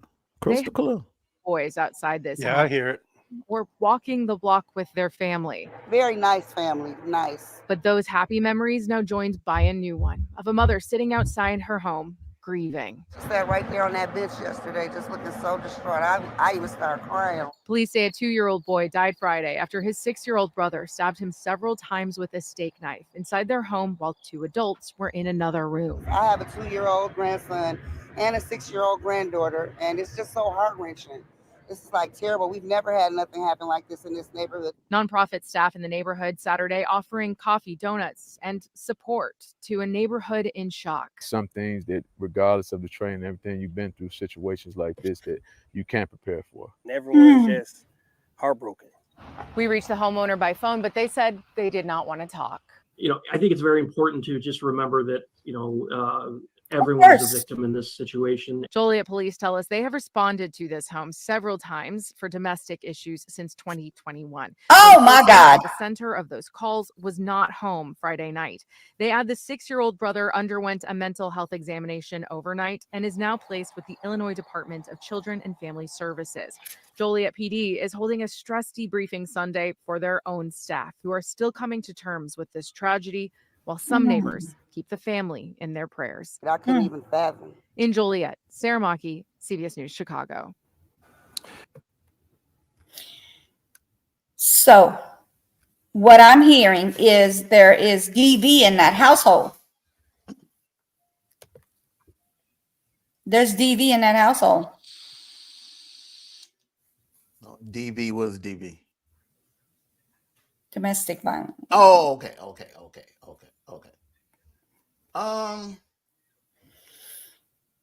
Yeah, that's a toxic environment. The children should be taken out. That's the first thing. I don't know how you will punish the kids, but that's a tough question right there, Sniper. When he comes back up, I know he's still listening. That is a tough question there of how you will punish the children. But the parents definitely, they definitely need to be held accountable. Yes. Kitchen knife. So that means those knives were just available. Yeah, available to the kids. Well, I have a story to tell you guys. This happened in my house. I have all my knives up high until my kids got of age where they could actually cook and have business to be cutting things, okay, like the food, right, while they're cutting their dicing things or whatever you want to call it, however you want to put it. Okay, so I have my knives up really high. My kids could not reach it. They were tiny. I would never put it where they could get to them ever. So I had a family member who stayed with us. She did the dishes. She accidentally put one of the knives in the drawer. Okay. One of my sons put his hand in the drawer trying to pull something out, not knowing that there was a knife in there. And his brother went to close the drawer and he got cut. He almost cut his whole pinky off from that not being in that drawer. So it is very dangerous to have knives where the children can reach it. This was not done deliberately, but it had you could see blood everywhere. It was blood all over his shirt. It was just blood everywhere. I'm not going to even sit here and lie. What I did is I put my child, I wrapped his arm up, his hand up, and I sped to the hospital. No stop signs could stop me. No light could stop me. I flew through all of that. Yes, it was illegal, but I got him to the hospital within minutes compared to being 15 with all these doggone stop lights and red lights and stop signs. I took off. I got my kid over there and they were able to stitch him up, and he has feelings in his finger. He could have easily lost his feelings in his finger. So to me, knives are not supposed to be anywhere near a child's eyesight where they could get to it. Well, see, I guess it goes back to the way that we were talking about our parents doing us, because my parents never did put knives up.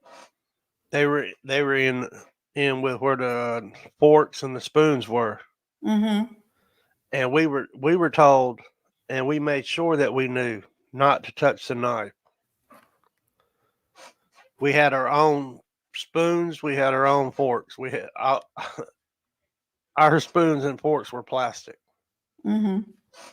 So I guess it's just the way you raise your child too.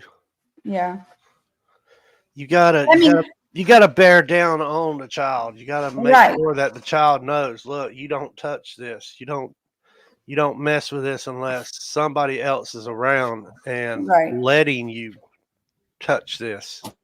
Right. No, I put them up high. It was the person that stayed at our home who did the dishes and put one of them in the drawer. When my son went to pull a utensil out of the drawer, his brother accidentally closed the drawer onto his finger where his finger was reaching for something, and there wasn't supposed to be a knife in there. There was no sharp objects in there. Well, that person was only That's human. what happened. Huh? That person was only human. Humans makes mistakes. Oh, yeah, definitely. I'm not blaming her.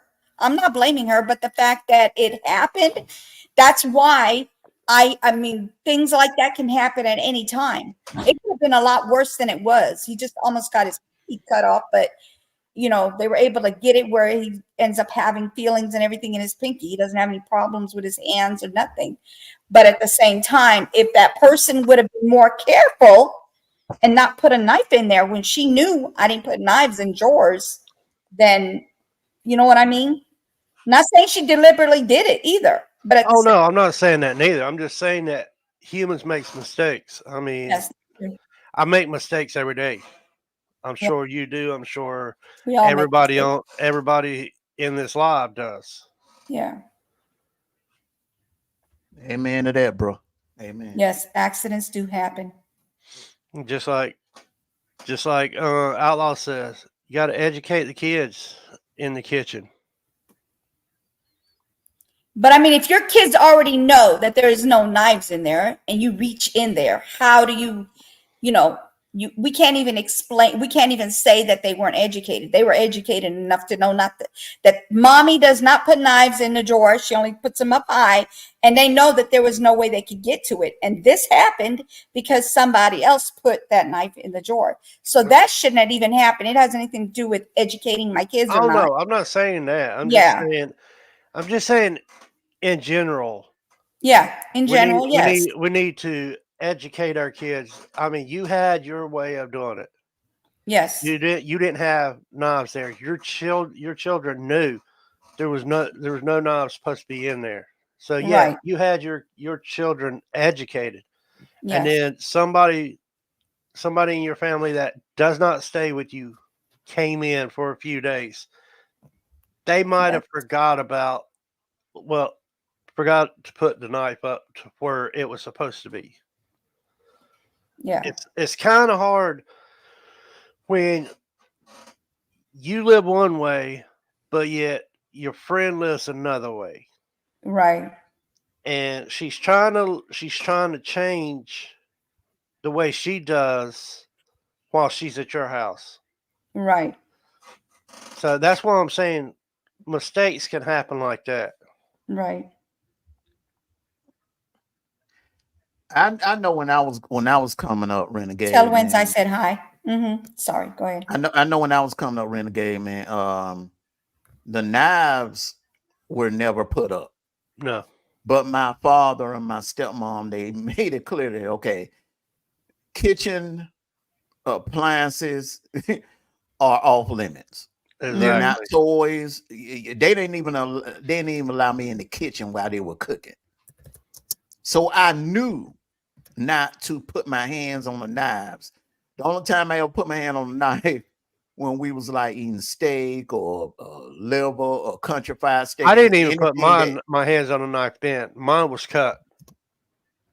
Mine was cut. I was little. Mine was when cut I was up little, till my I was meat about was 8 years old. Yeah. Well, for me, it was like 10. The first time, I would come to the table and a knife would be there for me to cut my steak. But I remember 6, 7, 8, 9, my meat would be cut up for me. Yeah. Yeah. Yeah, I didn't start touching knives and the irregular silverware until I was like 8 years old. And then that's when I started learning how to cook. Mm. Hey, Howard. Yeah. I'm But- not even gonna sit here and play, but I cut my husband's steak up just so that way he ain't got to even worry about it. But when I was learning how to cook, I had either my parents right beside me or I had my grandparents right beside me. One of the two. Mhm.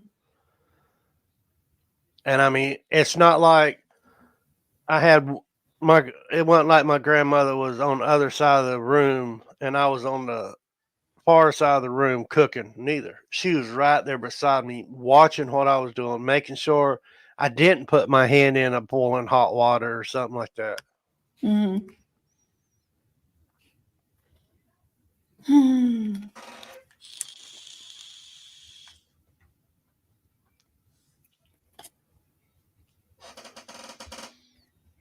Yeah, Different that's generation. Different yeah, generation. You know. Yep. definitely, Generation. definitely. And heck, when I was growing up, I didn't have video games. My video games was woods. I stayed in the woods from daylight till dark. Yep. Yep.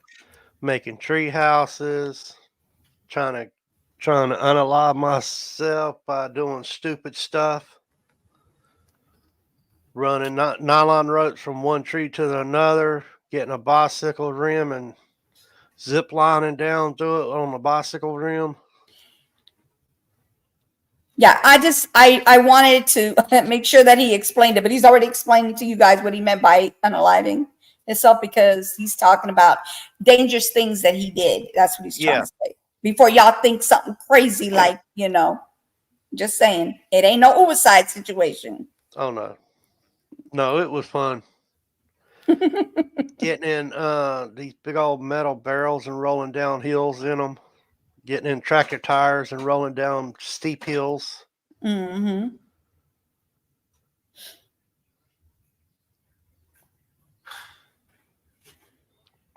Has anybody ever tried that? No. I do want to share something with you guys that happened on TikTok. So let me give you a little bit of what happened because I don't want to show all the videos of what happened to her, but I'm going to tell you what happened. Hey, hang on. This I'll be right back. Okay. This girl or woman got doxxed through an order of a wig. She ordered a wig. They didn't send her the right wig. So this is what happened. Let me show you what these people did. This is sad because now you can't even trust people you order things from. What the heck? I am so done with these people. It's just crazy. All right, hold on. Okay, so she ordered the wig from another content creator. I don't know if it was I guess you could say it's another content creator or a company, a wig company. She did this at. Okay. But from my understanding, it was a wig company, but it doesn't mean that it wasn't a creator as well. Because a lot of times on TikTok, you have creators who want you to promote their stuff, right? Mm-hmm. So you order things and sometimes they'll give you free stuff, but sometimes you want to order something, maybe they're not sending you the one that you really want, so you order it. I think that's what happened here. She got doxxed by these people. Are you kidding me? Listen to this. Okay, I have returned. Hold on, let me turn that thing on. I'm afraid to go home. These people been post. Y'all, I am afraid to go home. I'm afraid to go home. These people been posting my full address on TikTok. My full address. They know I'm on TV. Damn. They know I have a lot of crazy fans that's out to get me all of this stuff that they causing. They don't know if I have an elderly at my house or what. These people that posted my home address got me scared to go home. I don't want to go home. I don't. I'm currently in ATL right now. Don't want to go home. Hey, AI. These people have really did it. This is defamation of character. They have did it. They have exposed my rights as a customer and everything. I'm going to get knowledge about this situation and it's going to come to an end. I don't even want to go home. I don't want to go home. Why would y'all put my full address on TikTok? Because y'all took my damn money. My money. All y'all had to do was send me my right kids or refund my money. Y'all done went to the utmost disrespect and put my full address on TikTok.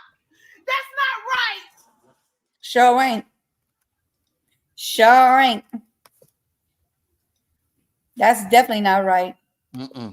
No, it ain't. So you're going to order something from somebody. They get mad because you want your money back because they sent you the wrong item, wrong product, wrong wig. So you go and you dox her because she wants her money back? It was over $200 for the wig.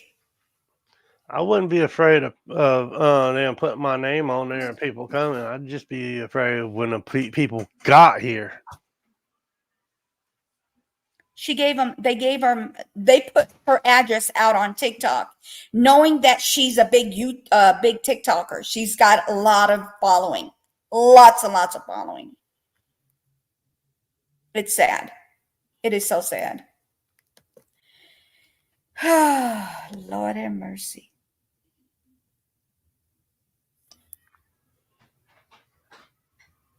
Hold on, let me tell you how many people she has following her.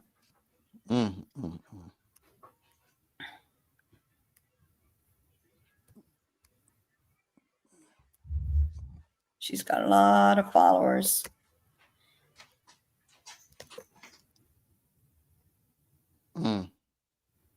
So she's got 93,300, I guess, 93,300 something. And she's got so many likes. She's got 1.7 million likes. So she's a big TikToker. She's not in the millions yet, y'all. She's not in the millions yet, but she's got a lot of followings. And this is what people do when you order something, and it's their fault. Like, that's the part that I don't get. How do you do something like this over something that's your fault? Yep. She's taking them to court, y'all. She's taking them to court. They're going to court. She's suing them. She's going to teach them a lesson, and I don't blame her. She needs to. Yes. It's sad. And now she's scared to go home because of this mess. This is sad. People are just so disrespectful. Yep. And we'll fall out with you over petty nonsense. Exactly. Just replace the item and ship it back to her.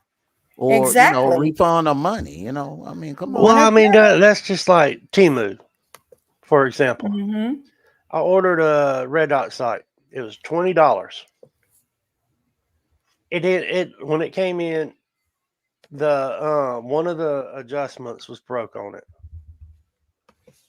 I told them exactly what it was, what happened, what was wrong with it.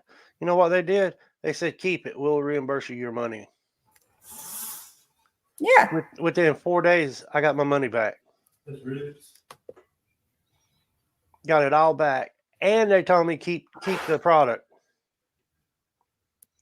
If I can fix it, good. You got a free site. If I can't, then just donate it or throw it away.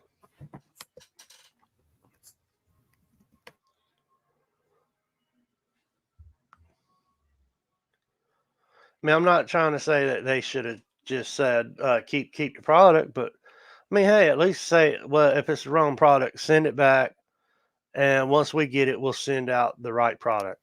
Exactly. Now, this video will make you guys laugh, and at the same time, like, what is going on? Listen to this mess here. If your partner cheats on you, are you moving out or you staying? I cheat or she cheats, because it's usually you mean if I cheat? Because usually who is cheating? She. Oh, she. Wow. But they don't be okay. So if she cheats, what happened? If she cheats on me? Yes. I'm moving out. Why? Why would I stay in? She'd have found somebody else. No, she's asking you if your partner cheats, do you stay or do you leave? Are you moving out or you staying in? Oh no, move out. No, how can I? It depends on who's paying the bill. Gotta go. I'm a pilot, working IT. Like you fly planes? Yeah. Okay, now do you move out or do you stay in if she cheats on you? Where am I going to go now? Can I come and stay with you? Me? No, I ain't got nothing to do with your situation. This is about you. No, I can't move out. How can you tell me to move out? She's the one. I'm staying with her because do you know how things are hard though? So I can only if I can stay. But can I stay with you? No, I'm not an option. Okay, this is about you and your girl. So why are you then saying you're the one that's saying move out? So how can I move out? If where am I going to stay? I'm not. It's her house. She's the one that's paying the rent. Yeah, if you keep getting cheated on, are you gonna stay in the house and She's be a not cheating. loser? I'm the one that I did. No. She cheated. She cheated on you with me. What you gonna do? She cheated on when did that want to happen? No, Listen to this. hypothetical. This. So that's you say he be looking. You see how God works in mysterious ways. How did I know that? I knew something was there was something between both of them. No, there's nothing going on. Why is she offering you food? You'd be like, oh, I'm not be like tell him to come over and eat. Why? All the time. It makes sense now. You see? Thank you. Do you know each other? No. I'm confused because she's cheating, you're cheating. No, Together. it's a hypothetical. It's not a real situation. I'm just trying to let you understand the question she asking you. What's the okay. question The again? question is, if your girl cheat on you, what you gonna do? You gonna stay there? You gonna move out? It ain't got nothing to do with me. But I was trying to let you know what the situation was. So I was saying, if she cheat on you with me, what you gonna do? I'm not going to pay you back your money. Because if that's the case, then both of you can go. But that money that I owe you, just wave it bye-bye. Go ask him, go interview him. You're asking me. He's the one that borrowed somebody money and then went to cheat with the girl. Does he think he's doing me? I will take the money and go and get another girl. Something like that. Are you going to drop me off, please? It's too hot for all these questions.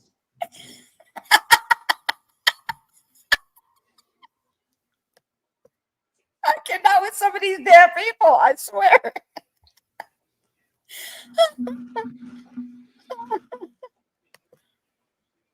Oh my God.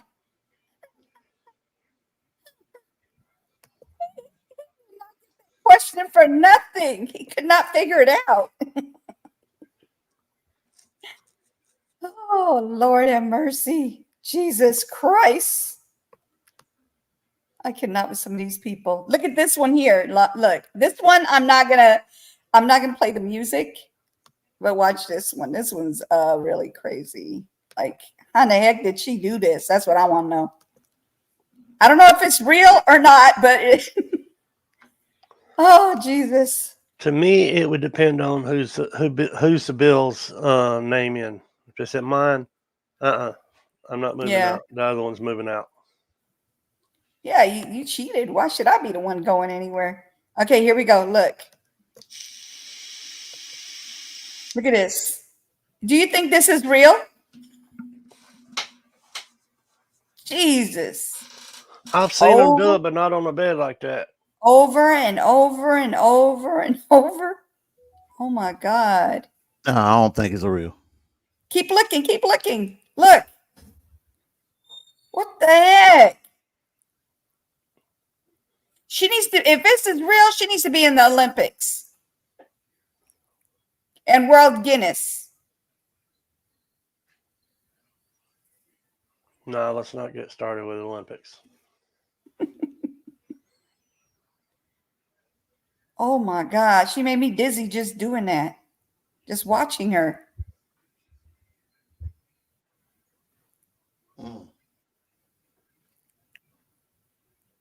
That's it.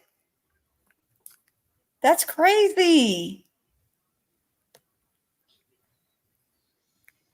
I mean, I've seen other people do that, but it was like out on the road or something like that, or in the grass. I've never seen them do it on a bed like that.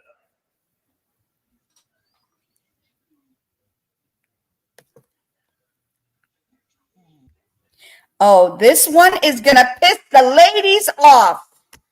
I'm just going to let you know ahead of time. When's media and whatever and whoever whatever young ladies in here, okay? This is going to piss y'all off because this is something you don't do. So here we go. Funny, but not funny, okay? I'm just saying right now. Okay, here we go.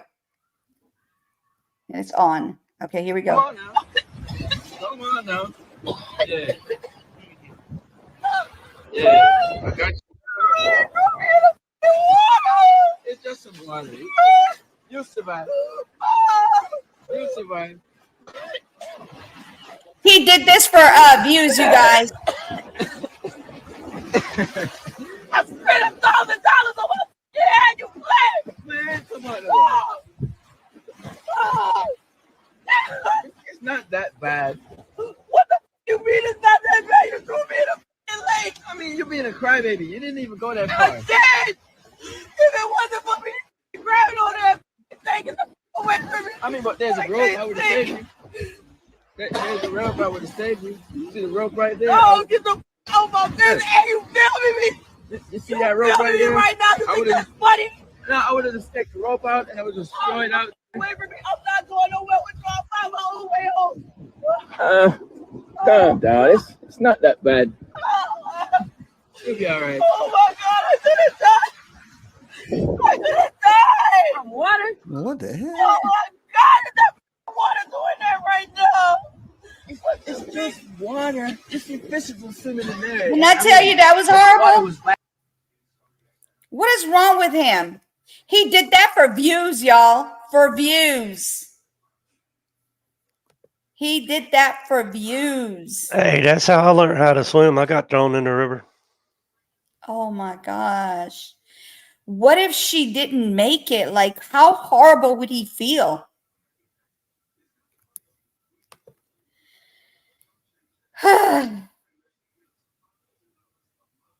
Yeah, he did that for fun and for views. My dad put me in a boat with him when I was 8 years old and took me out into the water and threw me off and told me to swim back to shore. Mm-hmm. That's horrible. Armando. Yes, ma'am. Did you see that?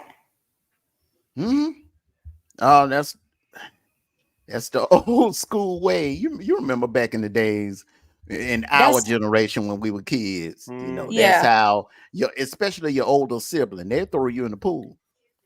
No. He did not do this to teach her how to swim. He did this to get followings and views and to go viral. That's wrong. That's dead wrong. That's very How many wrong. followers and how many views did he get from it? That I don't know. Because this is somebody else showing that video. Maybe it I don't have the backfired. Maybe he original. didn't get what he wanted.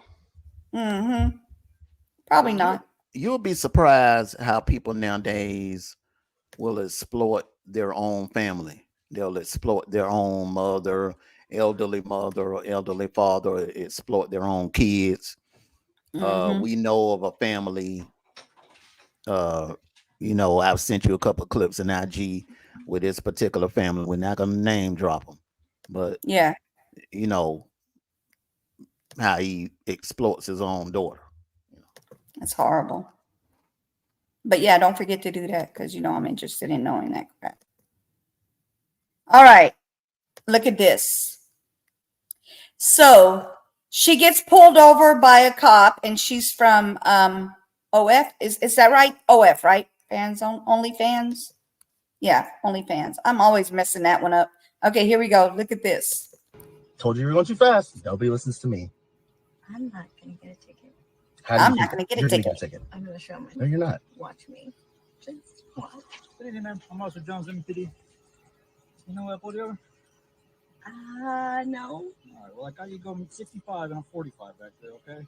You have your license and registration on you? I actually don't have it in this car, but what if I show you these? Oh, 24. I can see tips on the internet anytime. Oh, what if you?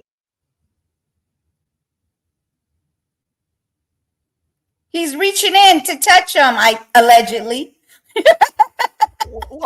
You stopped it, but I wanted to see what it was gonna do. What was That's it. That's it. That's how they stopped the video. They stopped it with him reaching in. Well, and look, like That he was a setup. Yeah, that could have been a skit, Renegade. I agree with you. But on a serious note, you knew. Come on now. Women do that all the time. I know, no. Nice I'm looking not saying women. it's his fault. I'm not saying it's his fault. Yeah, Go ahead. yeah. I'm listening. Yeah, nice looking women, especially when they're in the car by themselves and they get pulled over by a cop. They'll try it. They'll try it just to see if it works. If the cop is a male, he's a young male. Now I don't think they'll try it on an older cop, but if he's like young, around her age or something like that, she'll try him. Especially if she don't see a ring on his finger, she definitely gonna try. Yeah. Oh, nowadays they don't even care if there's a ring or not. Look, allegedly that's her partner. She told her partner, he's telling her, look, you were speeding, you were going fast. I told you not to speed. And then he says, you're going to get a ticket. She's like, I'm not going to get a ticket. So she does this in front of her man as well. And showing her, her chest to the cop, and then tells the cop, how about if I let you, obviously she was saying, let you touch, because you see his hand kind of go up a little bit, right? I don't know how true it is, or allegedly this is what happened. He could have been reaching in to open the door from the inside too. Yeah, that could. Yeah, sure. That's got to be it. Yeah, I would roll with Renegade's answer. That he was reaching inside to open that car door of course and make her butt step out that car. Yeah, exactly. Indecent exposure. Yes. Oh my God. Indecent exposure. If that would have been me, I'd have put her in handcuffs just for doing that. I might not have arrested her, but I'd have gave her a ticket. Yeah, definitely. And then I would have gave her another ticket for speeding. And she was very confident, which means yeah. that she probably have gotten away with it before. Yeah, yeah, she's done it before. Definitely. Yeah, if she'd have looked a little nervous or something like that, I might have thought twice about it, but I'd have still gave her the ticket. Yeah. Okay, so this one, you guys are gonna be like, what the heck is this dude, like the guy, like they said on the video, what is he training for? Look at this. This is crazy. Like, how did he do this? I just want to know how he did it. That's all. It's crazy. Here we go. Wow. You can just always jump in. That's how I am. The right way to be. Well, Looks like he's trying to train to be a Power Ranger. Watch this again, y'all. What is that? You can just always jump in. That's how I am. Trying to get his glutes up. Some people are blessed with just excellent balance and flexibility. Some people are just blessed with that gift in this world. Well, that wasn't balance and flexibility neither, because he didn't stay up long enough. He was hanging upside down with the string, with whatever those things are holding him up. Oh my God. I would have broke my neck. I am not kidding. I'd have been hanging higher up. I wouldn't even have been able to touch the ground. What are you talking about? Everybody around me be like, see, trying to act stupid. That's what you get. Stay there for a while. All right. Gentlemen, you guys are going to get upset because this is something some women will do to go do something they ain't got no business doing. Here we go. How am I going to get upset? Wens, don't get upset. This is not your man, okay? This is...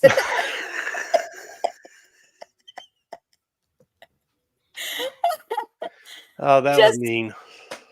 Just remember, okay, this is not your man, okay? This is a whole nother man that this happened to, okay? Not you. Here we go. Hey, I'm gonna stay the night shift. Yeah, I'm gonna stay tonight. But make sure you see that the person that's recording this is not her man. Okay, this is her man on the phone. They do not show her man. Okay, keep watching. Is that okay? Yeah. Is it a problem? Is it a problem? Oh. Okay. Yeah. I just I'll give you a call in the middle of the night. Yeah. So I'm just gonna stay tonight. I'll be home about 7:30. Okay. All right. I love you. Okay. Bye. So you went for it? Yes. Not happy, but yeah. You booked a hotel room already? Hotel room's booked. Keys in my car. All right, but See that? Well, See what these hussies do? She's creeping, trying to get her some BBC. You know, hey, evidently there's some problems going on in their marriage. I'm quite sure this is not her first time doing this. Is she's too how many confident. huh? She was too confident on that. Yeah, she was very like this was just a regular routine for her. So evidently, she's been cheating on this man, and like I always say, love don't hurt, and sometimes you have to love a person enough just to let them go.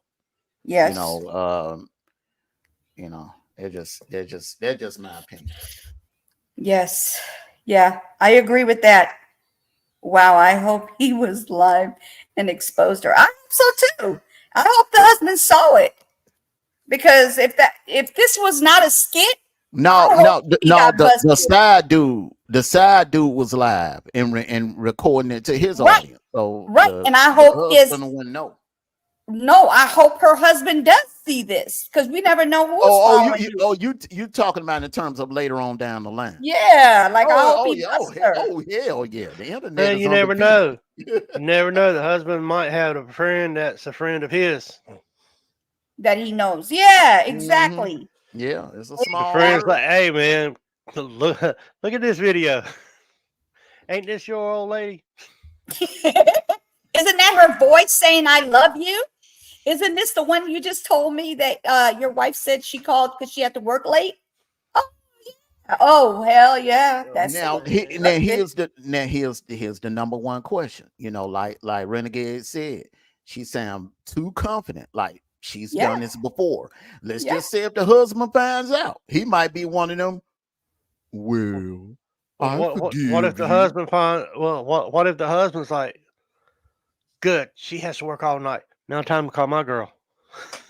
That could be it. That could be it. Who knows? Oh, yeah. Who knows? That's another scenario. Who knows? All right, here, watch this one. Watch this one, y'all. This is sad. I feel horrible for this guy, but watch this. If she gave you a guilt-free pass to sleep with anybody, would you take it? No, sir. You might get one pass, but at the end of the day, you want one wife. And this is the wife I want. So no. Good man. Now, what about you if he gave you one? If he gave me a guilt-free pass, I would take it. That's crazy. That's crazy. Sorry. That's crazy. What? Who would you take it with? Lindy Waters III. Don't even know who that is. That's our problem. Yep. Who else? Barry Sanders. I'm in love with him. Now, what do you think those men have over your men? They're professional athletes. What do you think that they would go? That ain't all. That ain't all. That is, no. That is not they it. got, It ain't they got that green. She literally, he was like, he would never do that because that's going to be his wife. And she's over there talking about sleeping with all these different football players. So are they married? No, not yet. He said he would make her his wife. He chooses her as wife. I would look. That relationship would Well, be over. what I understood is that he said that she was his only wife. No. Listen. He said you only get one wife, and that's who's going to be his wife. That's who's not gonna be after his that conversation. No, You know not what I would after do? that one. You know what I would do? I would smash it a couple of times, real good. But I would keep in the back of my mind what she said, because she was serious. She wasn't playing. She was serious. She named him. Hey, Of course, she was serious. Exactly. I would smash it a couple of times, and then Well, I y'all would gotta go- look. Y'all gotta look at who she named. She named the ones that she probably couldn't get. Possibly. But still, would you think about it, man? It's some, like, there's some women out here, you know, I mean, I'm non-famous. not gonna lie. I mean, me and my wife, we talked about it, and she's like, back when Nikki Bella and John Cena was together. She said she would do John Cena, and I'm like, well, heck, I'd do Nikki Bella too. Okay, but you got okay, but there are people out here in this world that have similarities to celebrity crushes. Yeah. Yeah. Like it's this. Oh, I'm not gonna lie. For the longest time, I had a crush on what's her name? She played in she played Cat Girl or Catwoman. Halle Berry. Halle Berry. Yeah, there's you go. Oh, she's still beautiful. She's And still beautiful. I always had a crush on her. Yeah, and I she's even still- told my wife that. I said, if I'm gonna cheat on you with anybody, it's gonna be her. She goes, Jesus good. I don't have to worry about you cheating on me then. There's some lookalikes out there though.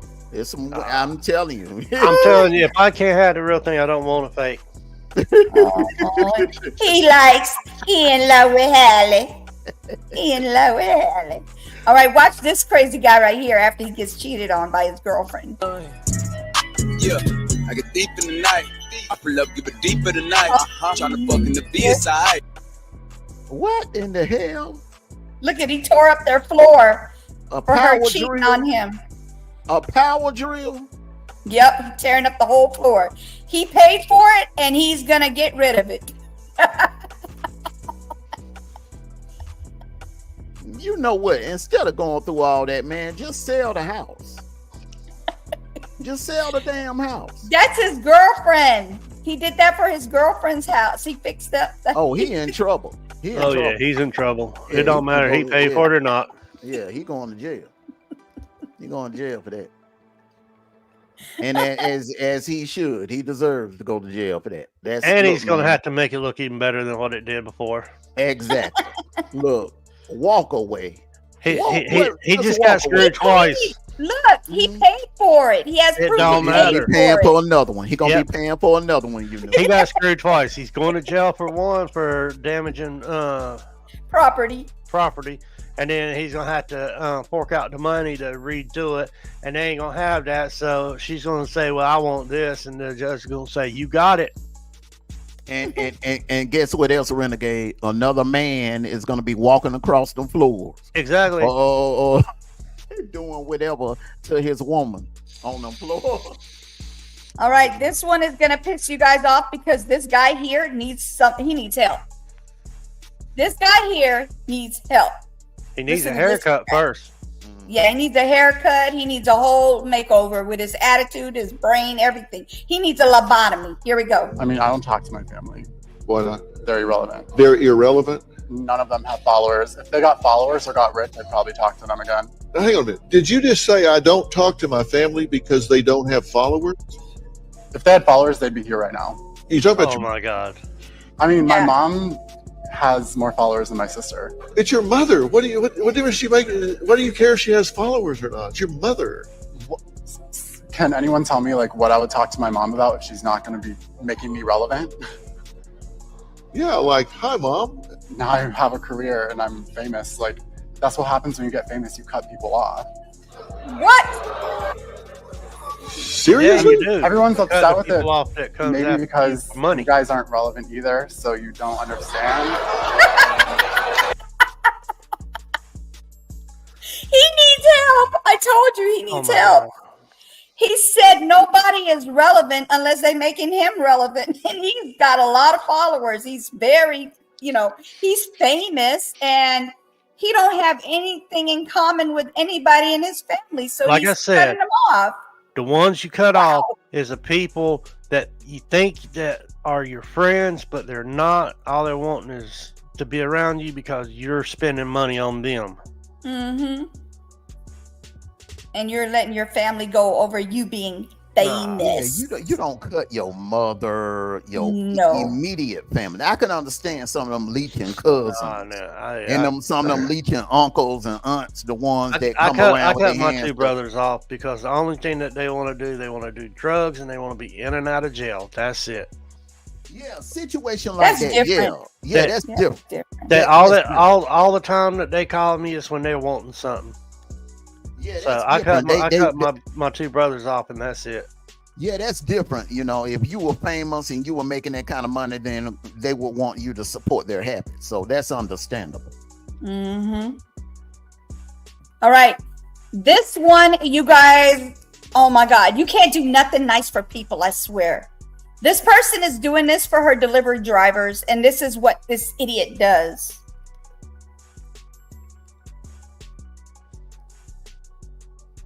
Keep watching. There's no audio.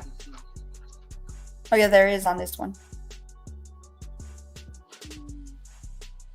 Look at him. She has snacks. Look at what he got. He got Pringles, tissue pack, 2 tissue packs and 2 Pringles. Keep watching. Prime, Gatorade. All right, there you go. Keep watching. Comes back.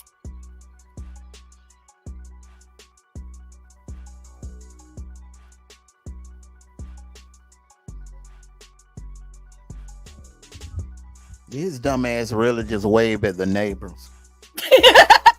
Right? Keep watching. Man, why not just take the whole cart?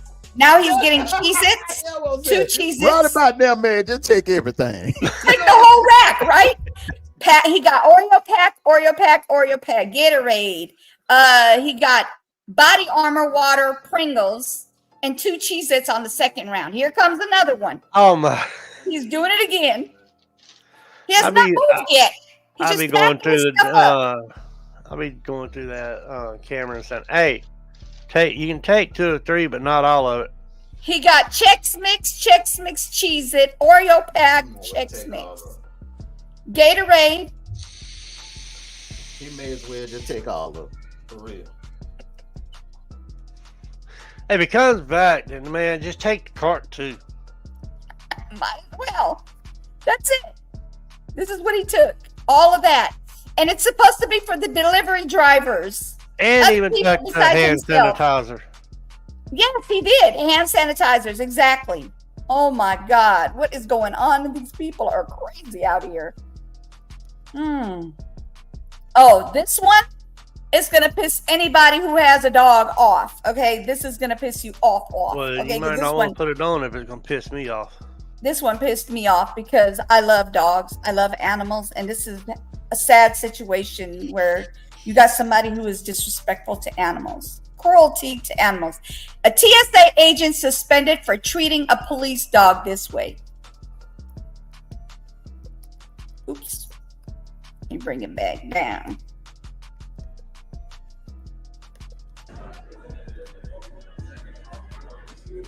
Look at him. He's dragging that poor dog. Look, keep watching.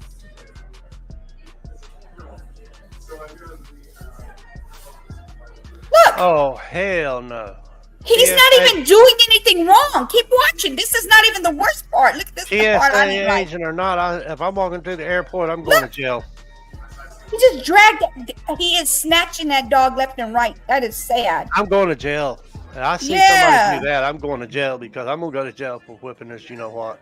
He did this over and over. Look, watch this. Here, look. For no reason. The dog is walking, big boy. The hell? Look. Oh And my God. none of the damn co-workers said anything to him. Nah. They recorded it. They wanted to have look at it. Look at him. He killed that dog. That Man, dog I'd got report it away. too, but still, I'd be jumping in on that shit. Look, That's look, not look. called for.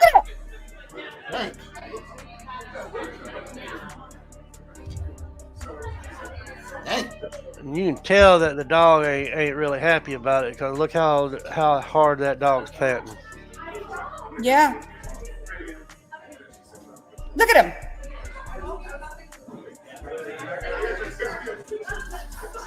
Look, for no reason at all, he does that. Like, for Wow. what reason do you do that to that poor dog? That dog didn't do nothing wrong. They're walking just like you're walking, being respectful, nice walking dog, and then you snatch him and you're snagging at him and you're pulling. You could have easily hurt that dog.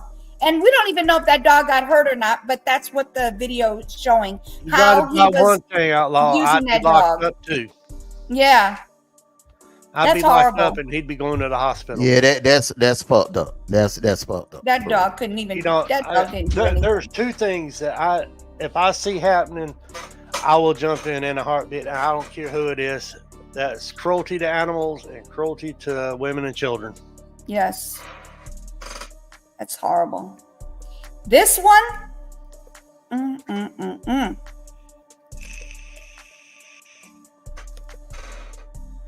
I've been in more fights over cruelty to animals, cruelty to women, and cruelty to children. Been in more fights than that than anything else. Look at this one. This one you're gonna be tripping off of because it's not sad, but it's kind of funny that he did this. Here we go. Tonight, I'm gonna put 911. I called them for you already. You don't have to call. And I'm Tisha. T-E-S-H-A. What? T-E-S-H-A. What do you mean? You asked my name. It's Tisha. T-E-S-H-A. I like your hair. I don't need your name. You asked me. Don't do that. Jealousy. You're jealous. You know what?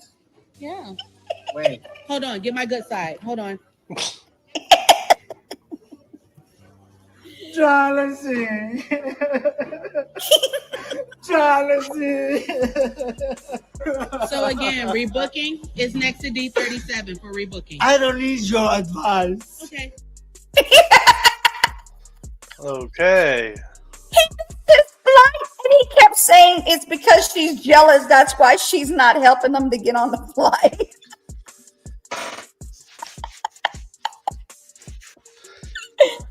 Wow. Oh my If a God. grown ass man needs help like that to get on a flight, something's wrong.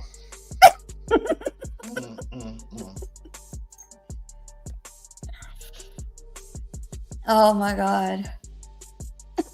Now that's a fool, right? That's what you call a fool.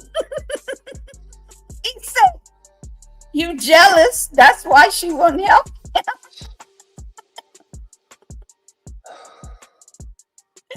He missed the flight, so he said she's I've jealous. got 3 words for that. Lord, Lord, Lord.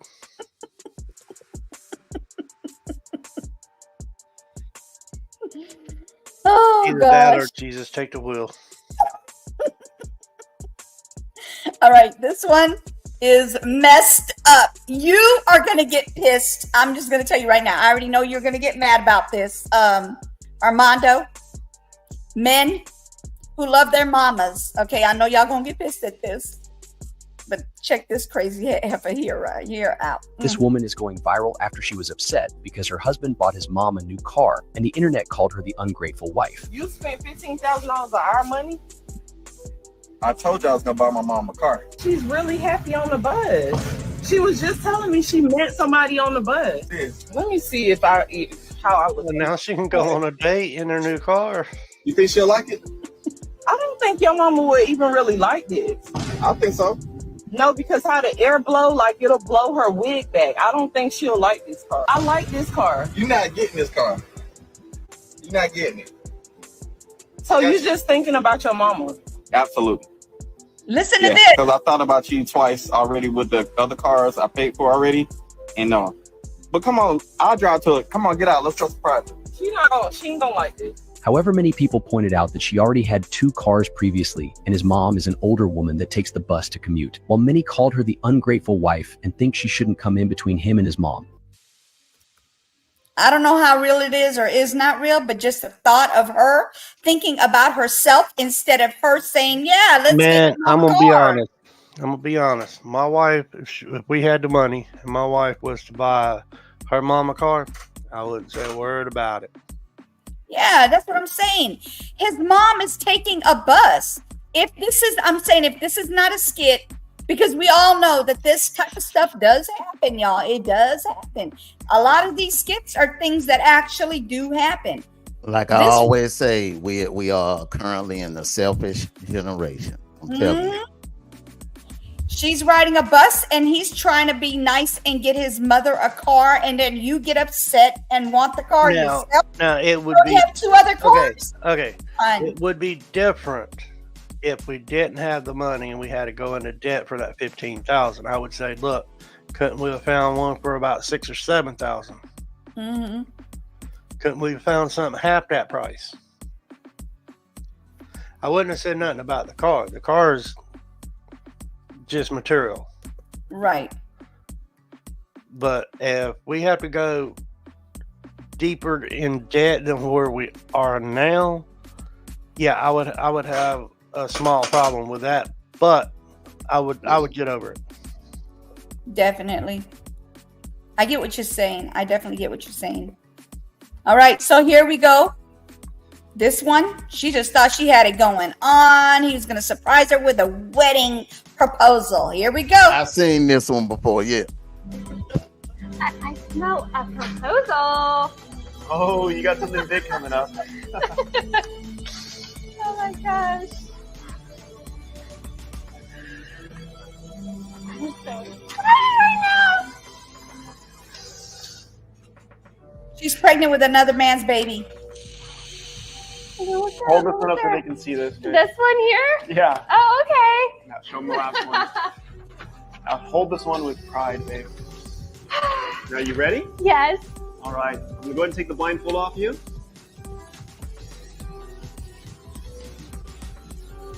And this is for you. Divorce papers. That's what you get. Time to sign them papers. I'm gonna play it again because I wondered. My whatchamacallit was in the way. The banner. Nobody could really see what was going on under this paperwork here. Okay, so I'm gonna let y'all watch it, but without the mute. Without any audio, so we can talk about it as it goes on. All right, here we go. This is crazy as hell.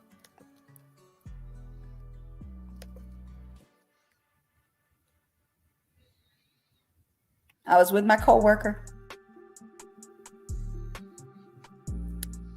while he was protecting our country. I'm 8 months pregnant with another man's child.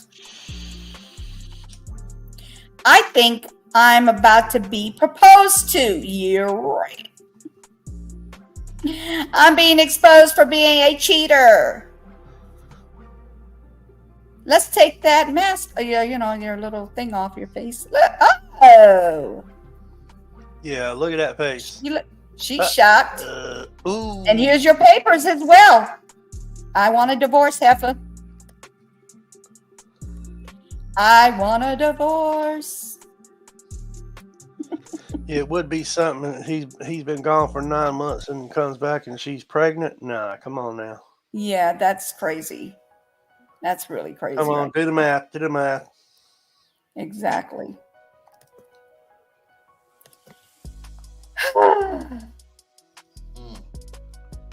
Wow.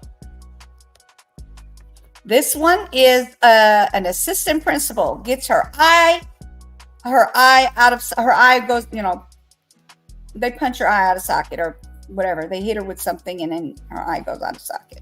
Here we go. It's not showing anything gruesome, so I can show this. But this is sad that these kids are doing this now to an assistant principal or anybody in general. On Thursday, August 15th, during lunch, I heard our behavioral teacher call on the radio to administrators for assistance. When I arrived, the teacher and students were outside the classroom. One student was holding his head, having been assaulted by the student remaining in the classroom. I entered where the student was still irate and found the room ransacked with overturned furniture. I knew I had to be as calm as possible, and I spoke lowly and slowly so as not to enrage him any further. He picked up a chair and acted as if he would throw it. He finally did throw it at me, but I caught it midair. He picked up another chair to throw at me when another assistant principal entered the room. I used the first chair to block the second. Watch this. He picked up a third and threw it at the other listen. assistant principal. And I used that initial chair to block the one that he threw at her. After blocking the chair thrown at the other assistant principal, he threw a wooden hanger at me, but I couldn't stop it fast enough. The hanger hit me in my right eye and knocked it out of the socket. I grabbed my face while blood was pouring out of my head and stumbled out of the classroom door. Nurse and 911 were called. I asked for my cell phone to call my husband to come get me, not realizing the extent of the damage. When paramedics arrived, they determined I would need to be airlifted to Parkland Medical Center in Dallas. That's it. Ain't that something?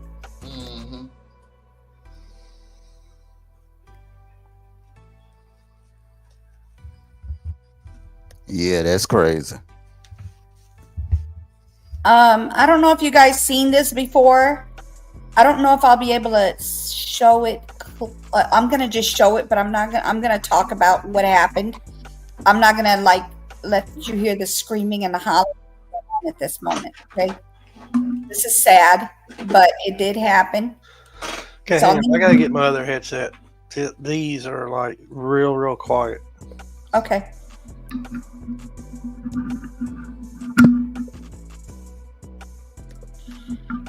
All right. We're gonna wait for him. He's gonna get his headset. But this is a story about a cop who unalives a dog. What happens is the dog jumps at him. I'll just give you the backstory of it. The dog jumps at the cop. First of all, I am not upholding what the cop did. Please don't get it wrong. Don't get it wrong. But this dog should have been on a leash. It's a pit bull. Okay? It's a pit bull. Should have been on a leash. Not saying that the cop should have pop-out him, but he should have been on a leash. Okay? Should have been on a leash. All right, you ready? I'm ready. Okay. Should have been on the leash, but I'm not faulting, I'm not saying that he did a good thing by pow-powing this dog or not. I'm just saying it is definitely not a good idea to have your dog off a leash. Oh my gosh. Oh, wait. There we go. Look at the dog. And he's down for the count. You guys see that? The kids saw this. Oh, no. Not around the kids, you don't. Yes, that was around. He did this around the kids. Yes. Not when you got a taser. Yeah. So the dog, like I was saying, the cops were called because of someone saying there's loose dogs around. This is the backstory to it, allegedly, that there was dogs loose in a alley, and then the cop comes over there and he sees the dog, and the dog lunges at him, and the cop pows him. A cop I don't will. know if he, A cop will do that, especially like say if they're going to raid a drug house. Okay, and you know most drug dealers they have a pit bull of dealers. Yeah. So if they're raiding that house and the dealer try to sick the pit bull on the cop gonna shoot the cop. They're gonna shoot the dog. Yeah.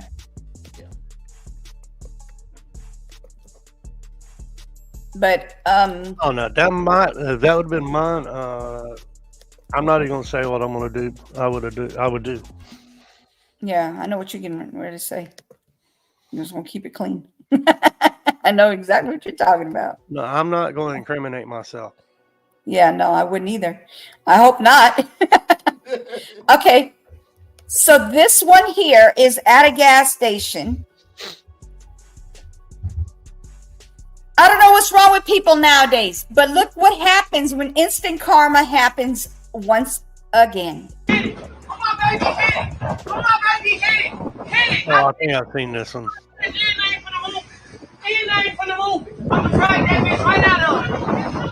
Turn that off because she's cussing a lot. But listen, look at keep watching. What the hell? Keep watching. Keep watching. That ain't the end. And they're gonna be laughing at her butt and saying, "That's what you get. That's what you get." Watch this. Keep watching.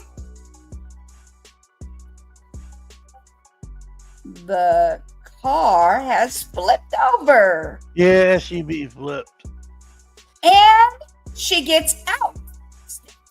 Crap. Like ain't nothing wrong with her. Like never, like no scratches. Yeah, Her car is jacked if I'm up. not Look, her mistaken, car she is ran on. from it too. Yeah. Look. She was still talking crap. She drug her man. What the heck is wrong with these people?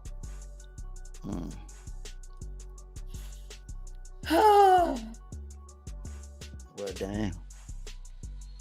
On its head. Yeah. Yeah, if you didn't see before, she was dragging her man right from the Yeah. driver's side. Yeah, I'll let you guys see it again. Look.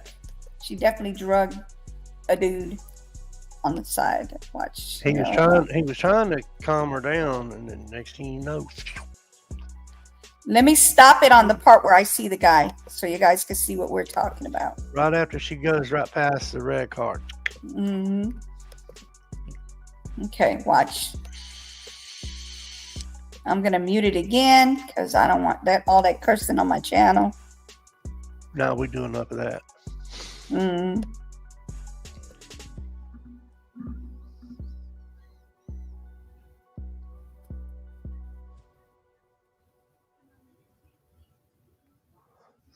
See, that's when he opens the door. Right there. Right there. Oh shoot! I tried to stop it. Hold on. Right there. Looks like he's falling out of the car, but he's not. He's No. drug. She's dragging him for sure.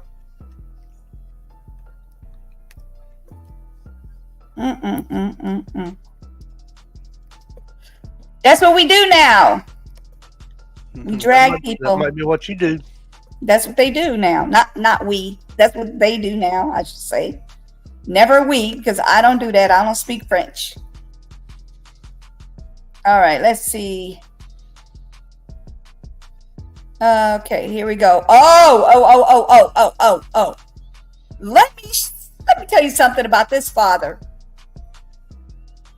This father here, he definitely does not get an award for the year or any other year at that. This one's, ooh-wee. Why would you do this to your own child? What is wrong with you?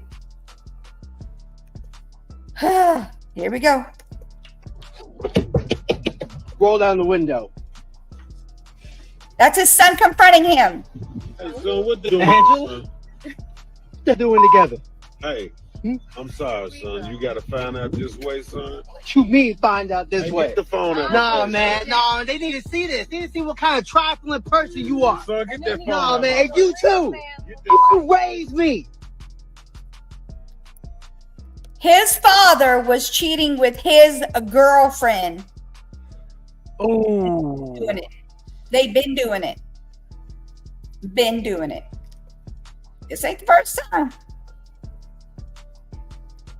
On Easter Sunday, he found his dad doing this with his girlfriend. On Easter Sunday, of all days, y'all, of all. Damn. Well, we know they didn't go to church. Right. Period. Well, if they did, what kind of church did they go to? Right. The devil's church.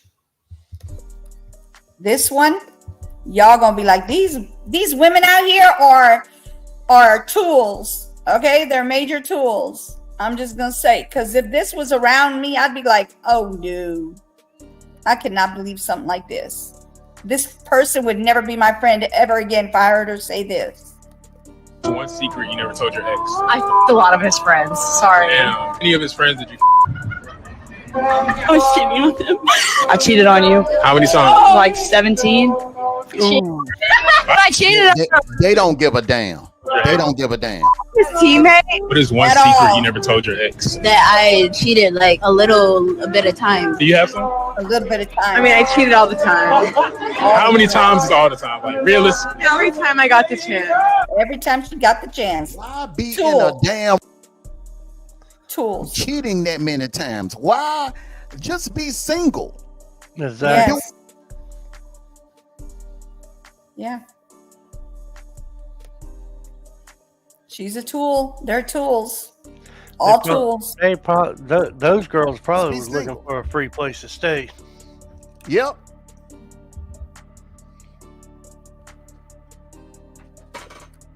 That's why they couldn't be in no relationship or be single. Some straight up thoughts, though. Yes. And they thought it was cute, and it was not. Oh, it's cute for them. Because they're hoes. Yeah, renegade, right? It's a thrill for them. They get their cake and eat it. All right, here we go. This is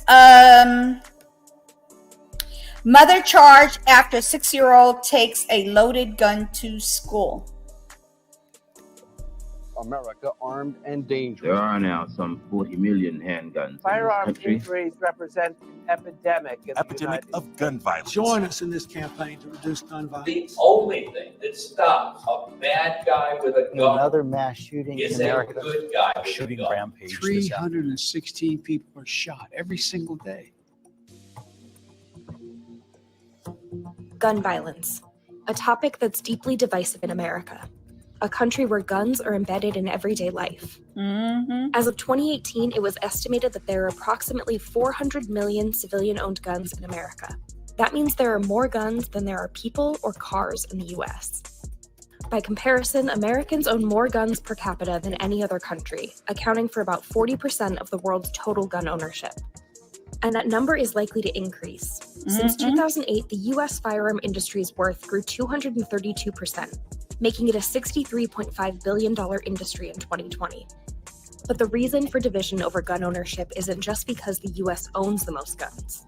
It's because it also has the highest rate of mass shootings, gun-related homicides, and firearm suicides among similarly developed nations. Our politics is just not being incentivized to pay attention to the things that would actually reduce gun violence. This is the job of public health, to help the most vulnerable, to stand up for them. So how did we get here? How has the right to own a gun become a divisive American ideal? And of all the proposed solutions, what do experts say could effectively reduce gun violence in the US?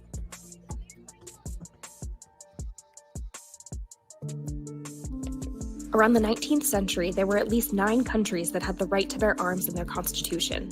But as years passed, most of these countries made changes revoking or limiting gun rights. As of 2020... Hold on. Across the board, making up the majority. Must give discretion to the police. Of law-abiding gun owners. No, that's not the video. America armed and dangerous. There are now some. Hold on, that's not the video. Give me 1 second, let me find it. But that's definitely a good video to learn a little bit about all this stuff and how long it's been going on and how bad it's been and all that. Ah, Lord have mercy. And that's another subject I just don't want to get involved in is the gun subject. A lot of people won't like what I have to say about it. Yeah. I think that people who have guns, they definitely need to be checked. They need to be vetted before they give them guns.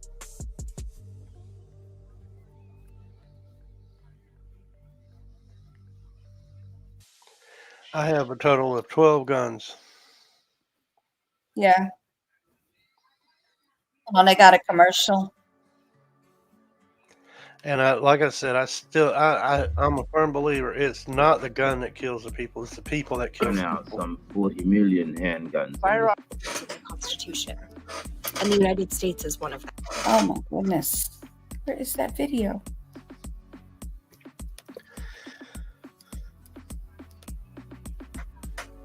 For me, the Oh. biggest thing on gun violence is the knowledge behind the gun. A lot of the people that are out here doing the gun violence, they don't really have like safety knowledge or anything like that. Right. I agree with that. Okay, so Here. it's going to be a read. So go ahead. I'm going to do this after you're done. Go ahead, babe. And they don't care about what they do or who they hurt neither. No, they don't. Okay. People are just pure evil. Exactly. All right, so this is the mother of a come on. This is the mother of a 6-year-old right here. This one right here. Okay. A mother in Memphis, Tennessee was arrested and charged after a 6-year-old son brought a loaded gun to his school. Memphis Police Department responded to a call about an armed individual at between kindergarten and 8th grade school before 8:40 a.m. Thursday, September 5th. After a resource officer told the police a child had a handgun at the school property, reports ABC News. Citing a police advocate, the Memphis Police Department says in statement shared with the people that another student alerted staff of the firearm. A loaded 9mm Ruger is R-U-G-E-R. Is that a Ruger handgun? Ruger. Or Roger? Ruger, right? Ruger. Okay, Ruger handgun. And a teacher recovered it from the 6-year-old school's book bag, the 6-year-old's book bag. An advocate stated that the child's mother, her name is Kiriani, whatever. K-E-E-R-I-N-I-E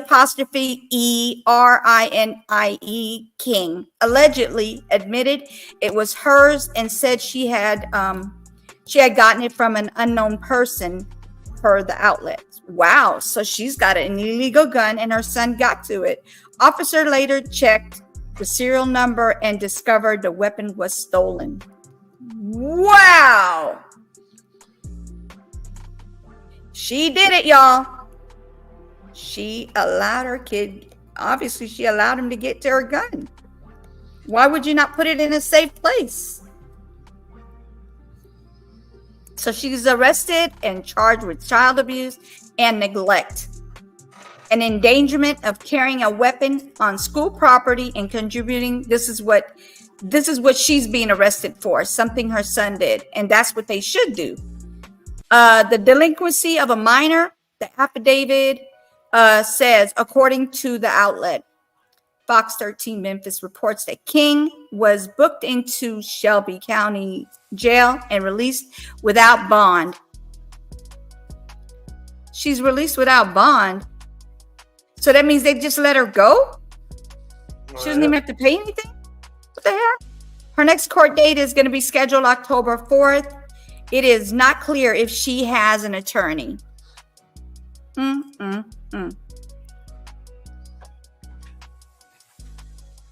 Let's see if they did anything with the child. They probably gonna take that child away, right? See, two of my pistol cases that I've got, it goes by a fingerprint.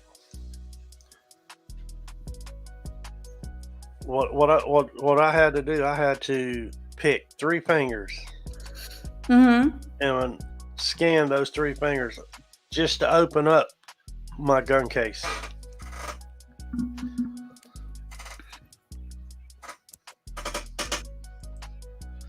And would you believe that those two pistol cases did not cost over $30? Mm-hmm. So finding something to put your gun where it's in a safe spot, it's easy to do. Yeah, All definitely. I have to do is be behind a key, and then the key be with the parents. Sorry.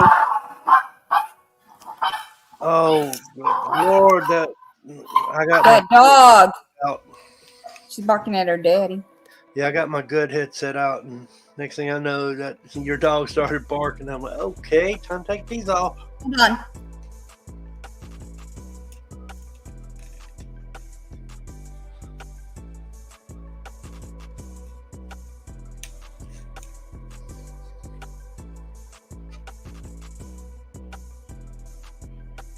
But yeah, something like this, they need to charge the parent for it.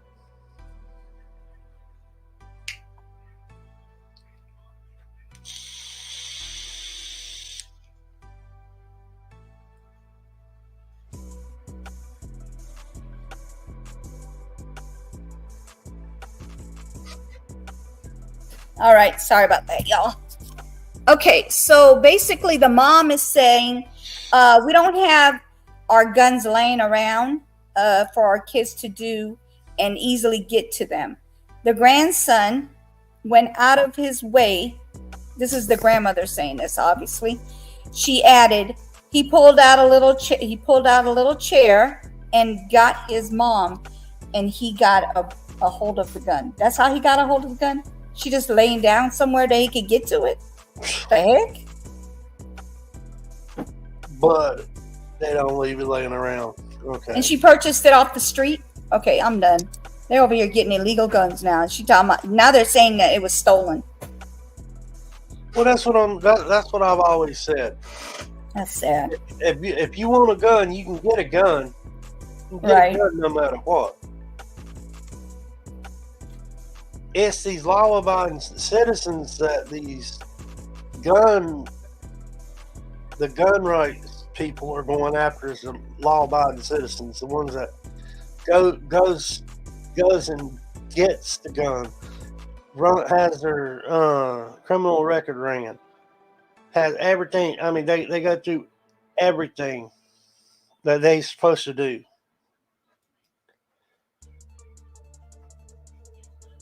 Just so they can do it the right way. Hold on one second.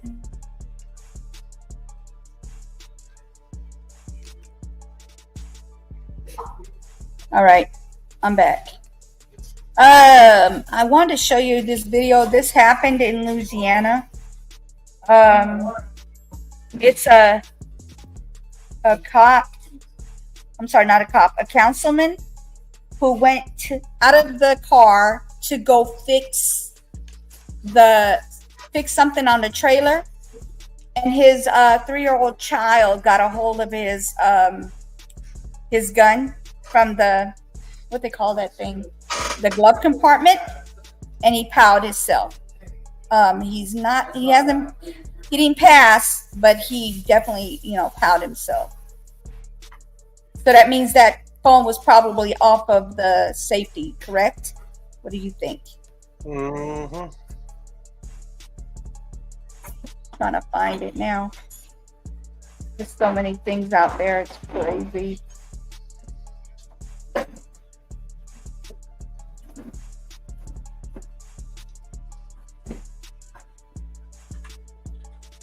Wow.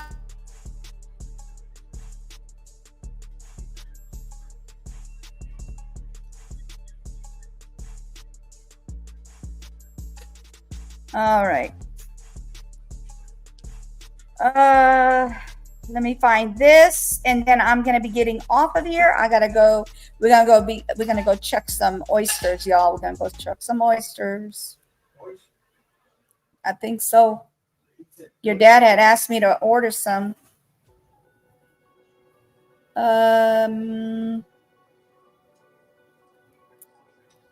Where did it go? You know what? Instead of looking for it through my email, let me look it up this way. Cancelman. I've got you a good one. I just put it in the backyard. Okay. This right here is the soon-to-be governor of North Carolina, hopefully. Oh, wow. Talking about gun rights.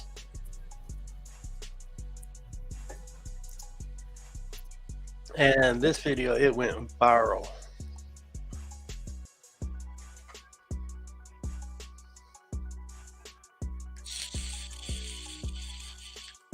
All right, hold on. Let's see. They got an ad.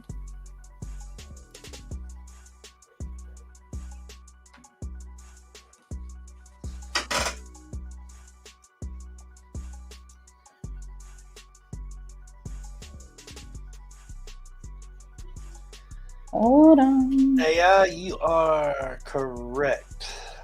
You only find them after it's too late. Yeah.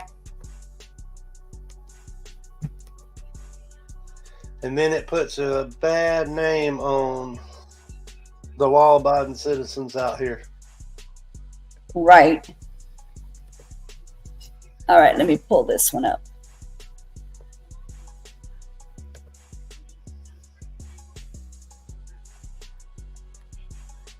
So he was 4 years old. The little boy was 4 years old, not 3. There's so many cases out there. I mixed them up with the age. But yeah, definitely he was 4 years old.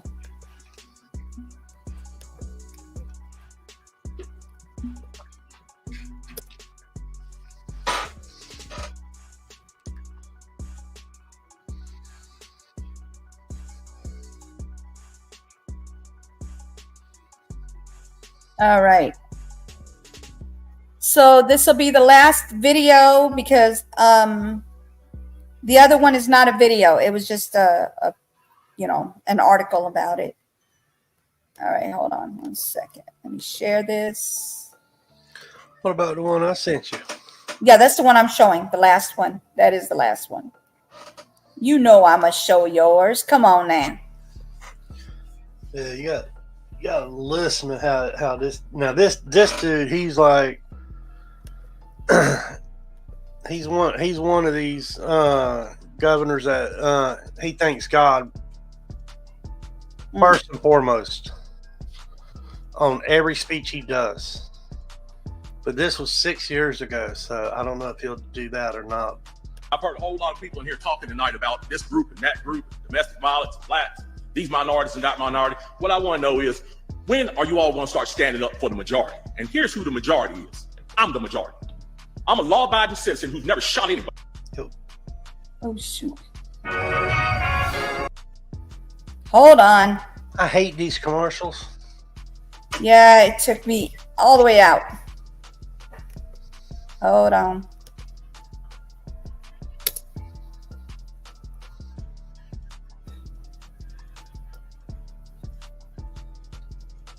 For some odd reason, it just knocked off.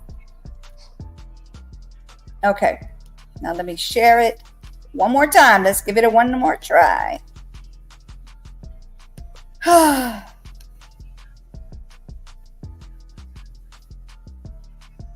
Talking tonight about this group and that group, domestic violence, blacks, these minorities and that minority. What I want to know is, when are you all going to start standing up for the majority? And here's who the majority is. I'm the majority. I'm a law-abiding citizen who's never shot anybody, never committed a serious crime, never committed a felony. I've never done anything like that. But it seems like every time we have one of these shootings, nobody wants to put the blame where it goes, which is at the shooter's feet. You want to put it at my feet. Wow. You want to turn around and restrict my right, constitutional right that's spelled out in black and white. You want to restrict my right to buy a firearm and protect myself from some of the very people you're talking about in here tonight. It's ridiculous. I don't think Rod Serling could come up with a better script. It does not make any sense. The law-abiding citizens of this community and many communities around here, we're the first ones taxed and the last ones considered and the first ones punished when things like this happens, because our rights are the ones that are being taken away. That's the reason why I came down here today. Gun show or no gun show, NRA or no NRA. I'm here to stand up for the law-abiding citizens of this community, because I'm going to tell you what's going to happen. You can take the guns away from us all you want to. You all write a law, I follow the law, I'll bring my guns down here, I'll turn them in. But here's what's gonna happen. The Crips and the Bloods on the other side of town, they're not gonna turn their guns in. They're gonna hold on to them. And what's gonna happen when you have to send the police down there to go take them? The police can barely enforce the law as it is. That's what I see. We demonize the police, criminalize and we make the criminals into victims. And we're talking about restricting guns? How are you gonna do that? How are you gonna do that when the police department's already hamstrung? You go down here and take these guns from these criminals. So the criminals are gonna hold on to their guns. They're still gonna break in my house and they're still gonna shoot me with it. And guess who's gonna be the one that suffers? It's gonna be me. Well, I'm here to tell you tonight, it is not going to happen without a fight. And when I say fight, I don't mean shots fired. I don't mean fist thrown. I mean, I'm going to come down here to this city council and raise hell just like these loonies from the left do until you listen to the majority of the people in this city. And I am the majority. The majority of the people in this city are law-abiding. And they follow the law, and they want their constitutional right to be able to bear arms. They want to be able to go to the gun show and buy a hunting rifle or sport rifle. They're no military-grade weapons sold at the gun show. An AR-15 is not a military-grade weapon. Anybody would go into combat with an AR-15 is a fool. It's a semi-automatic 22 rifle. You'd be killed in 15 minutes in combat with that thing. So we need to dispel all these myths, and we need to drop all this division that we got going on here. Because the bottom line is, when that Second Amendment was written, whether the framers liked it or not, they wrote it for everybody. And I am everybody. And the law-abiding citizens of this city are everybody. And we want our rights, and we want to keep our rights. And by God, we're going to keep them, come hell or high water. All right. What do you think about that? Well, he left every one of the city councilmen speechless over that. I bet he did.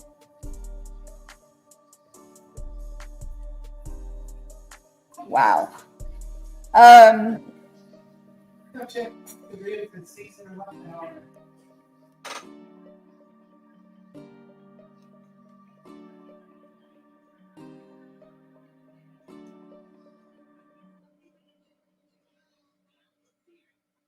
Anyway, hold on. Okay. So I feel like he's right with what he said. It should be on the shooter, like, I don't think that the people, unless the government are okay with the things that's going on, but I don't think it should be left on their feet. It should be left right where it happened. I mean, whoever did it, like, they should be at fault, not the government. But now if the government is okay with them doing these things, then that's a whole different story. Well, I mean, the government's not okay with it. I mean, look at it. The government's not okay with it. The government is the police. The police goes in. Right. The police. Yeah. Does their That's job. what I'm saying. So since we know that they're not the ones that's okay with it, then yes, it's left on the feet of the person that did it. It's the criminal. Even down to the law-abiding citizens that goes out and they buy the firearms to protect them. They're not okay with these mass shootings, these school shootings, stuff like that. But you cannot take their rights away just because some, and excuse my language, because some dumbass decides they want to go in and break the law. Right. I agree. Because I don't think that they're at fault. You can't blame the guns for doing it, neither. Right. No, because the guns it takes they're not pulling their behind the gun. Yeah, it's the person behind the gun. It's not the bullet. The gun is not shooting itself. How the heck is it the gun? It's got to be the person that's doing it. Would you believe that 2/3 of every gun death so far has been the S word? Wow. And only 3% of the school shootings have been with an AR type weapon. Yeah. There's been more pistol weapons in school shootings than they have in AR. Yeah. Yeah, it is. It's just the AR looks so mean and vicious that, hey, why not just go ahead and ban those? And like he said, military style weapons are automatic weapons. Your AR-15s are not automatic, they're semi-automatic. Right. Automatic, you pull the trigger, you shoot as many bullets as you got in the gun. Yeah. Semi-automatic, you got to keep pressing that trigger. Right. That's the difference. That's true. Yeah, well, you can put 30 rounds in a AR. Yeah. But look at some of the military guns. You can put over 100 rounds in those. Yeah. Are you going to be available tomorrow? If I see you on. Okay. I'll text you and let you know when I'm coming on. Okay. So we can talk more about stuff like this. Because I got to get going. I got to get the cooking. And I appreciate everybody that's come through. I appreciate y'all every day and all the time that you guys come through. I appreciate it. But, hey, do you have anything to say, Renegade? None but see you tomorrow. All right, you guys. Thank you for coming. I appreciate it. Y'all have a great day. You ain't got to go home, but you got to get up out of here. See ya. Bye, y'all. Thank you for coming through again. See you tomorrow around the same time. Bye, everybody.